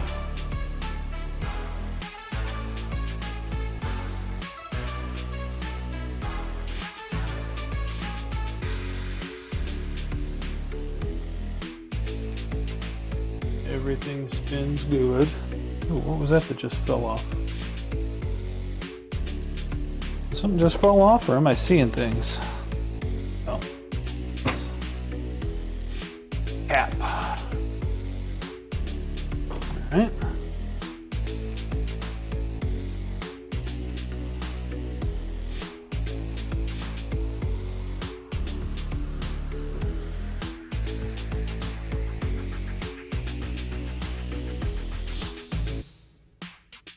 Alright, so this is also going to get in there, in there.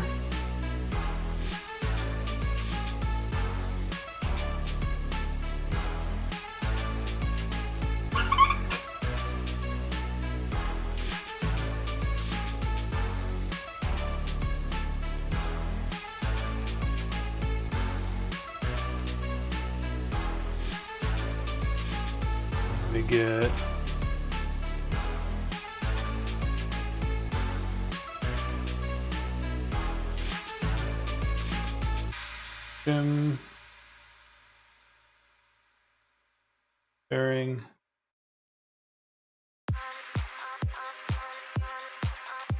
shim bearing shim.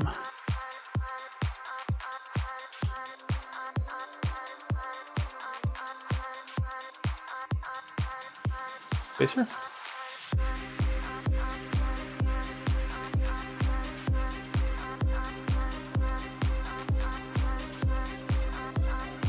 Then spacer. Pulley.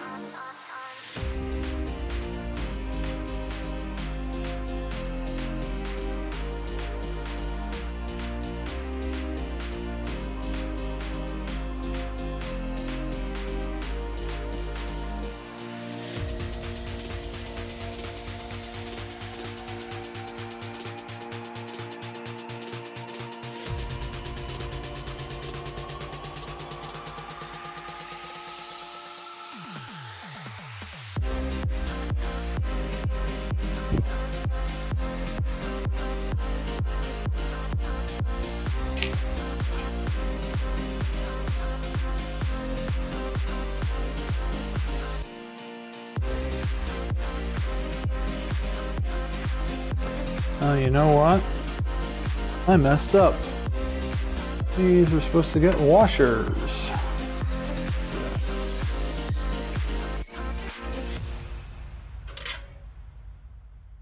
think these are supposed to get washers. Yep.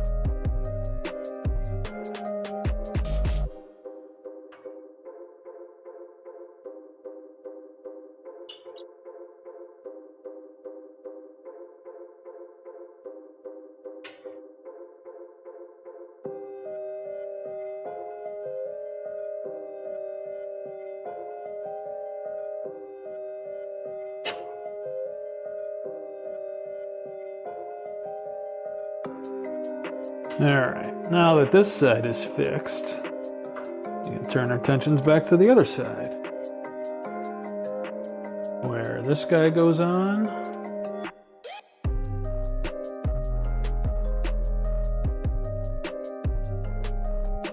Just like that.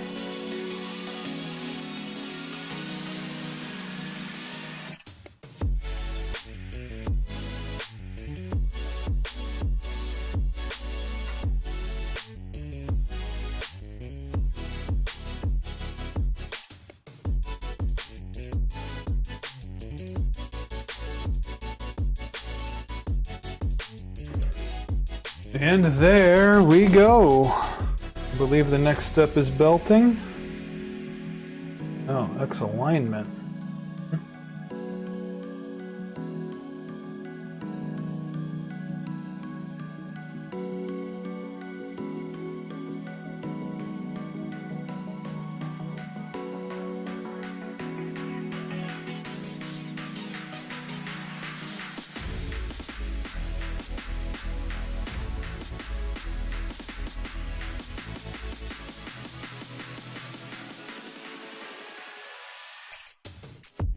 Good. I mean, I'm not binding at all.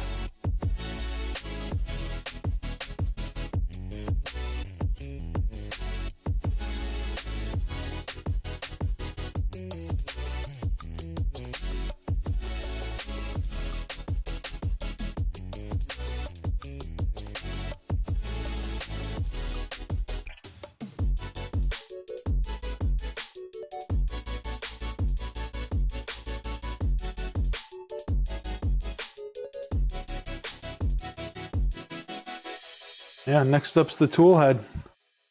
So I think we are done for the day. Holy crazy kids, you gotta get going. Love you, brother. Talk to you soon. For letting me hang out.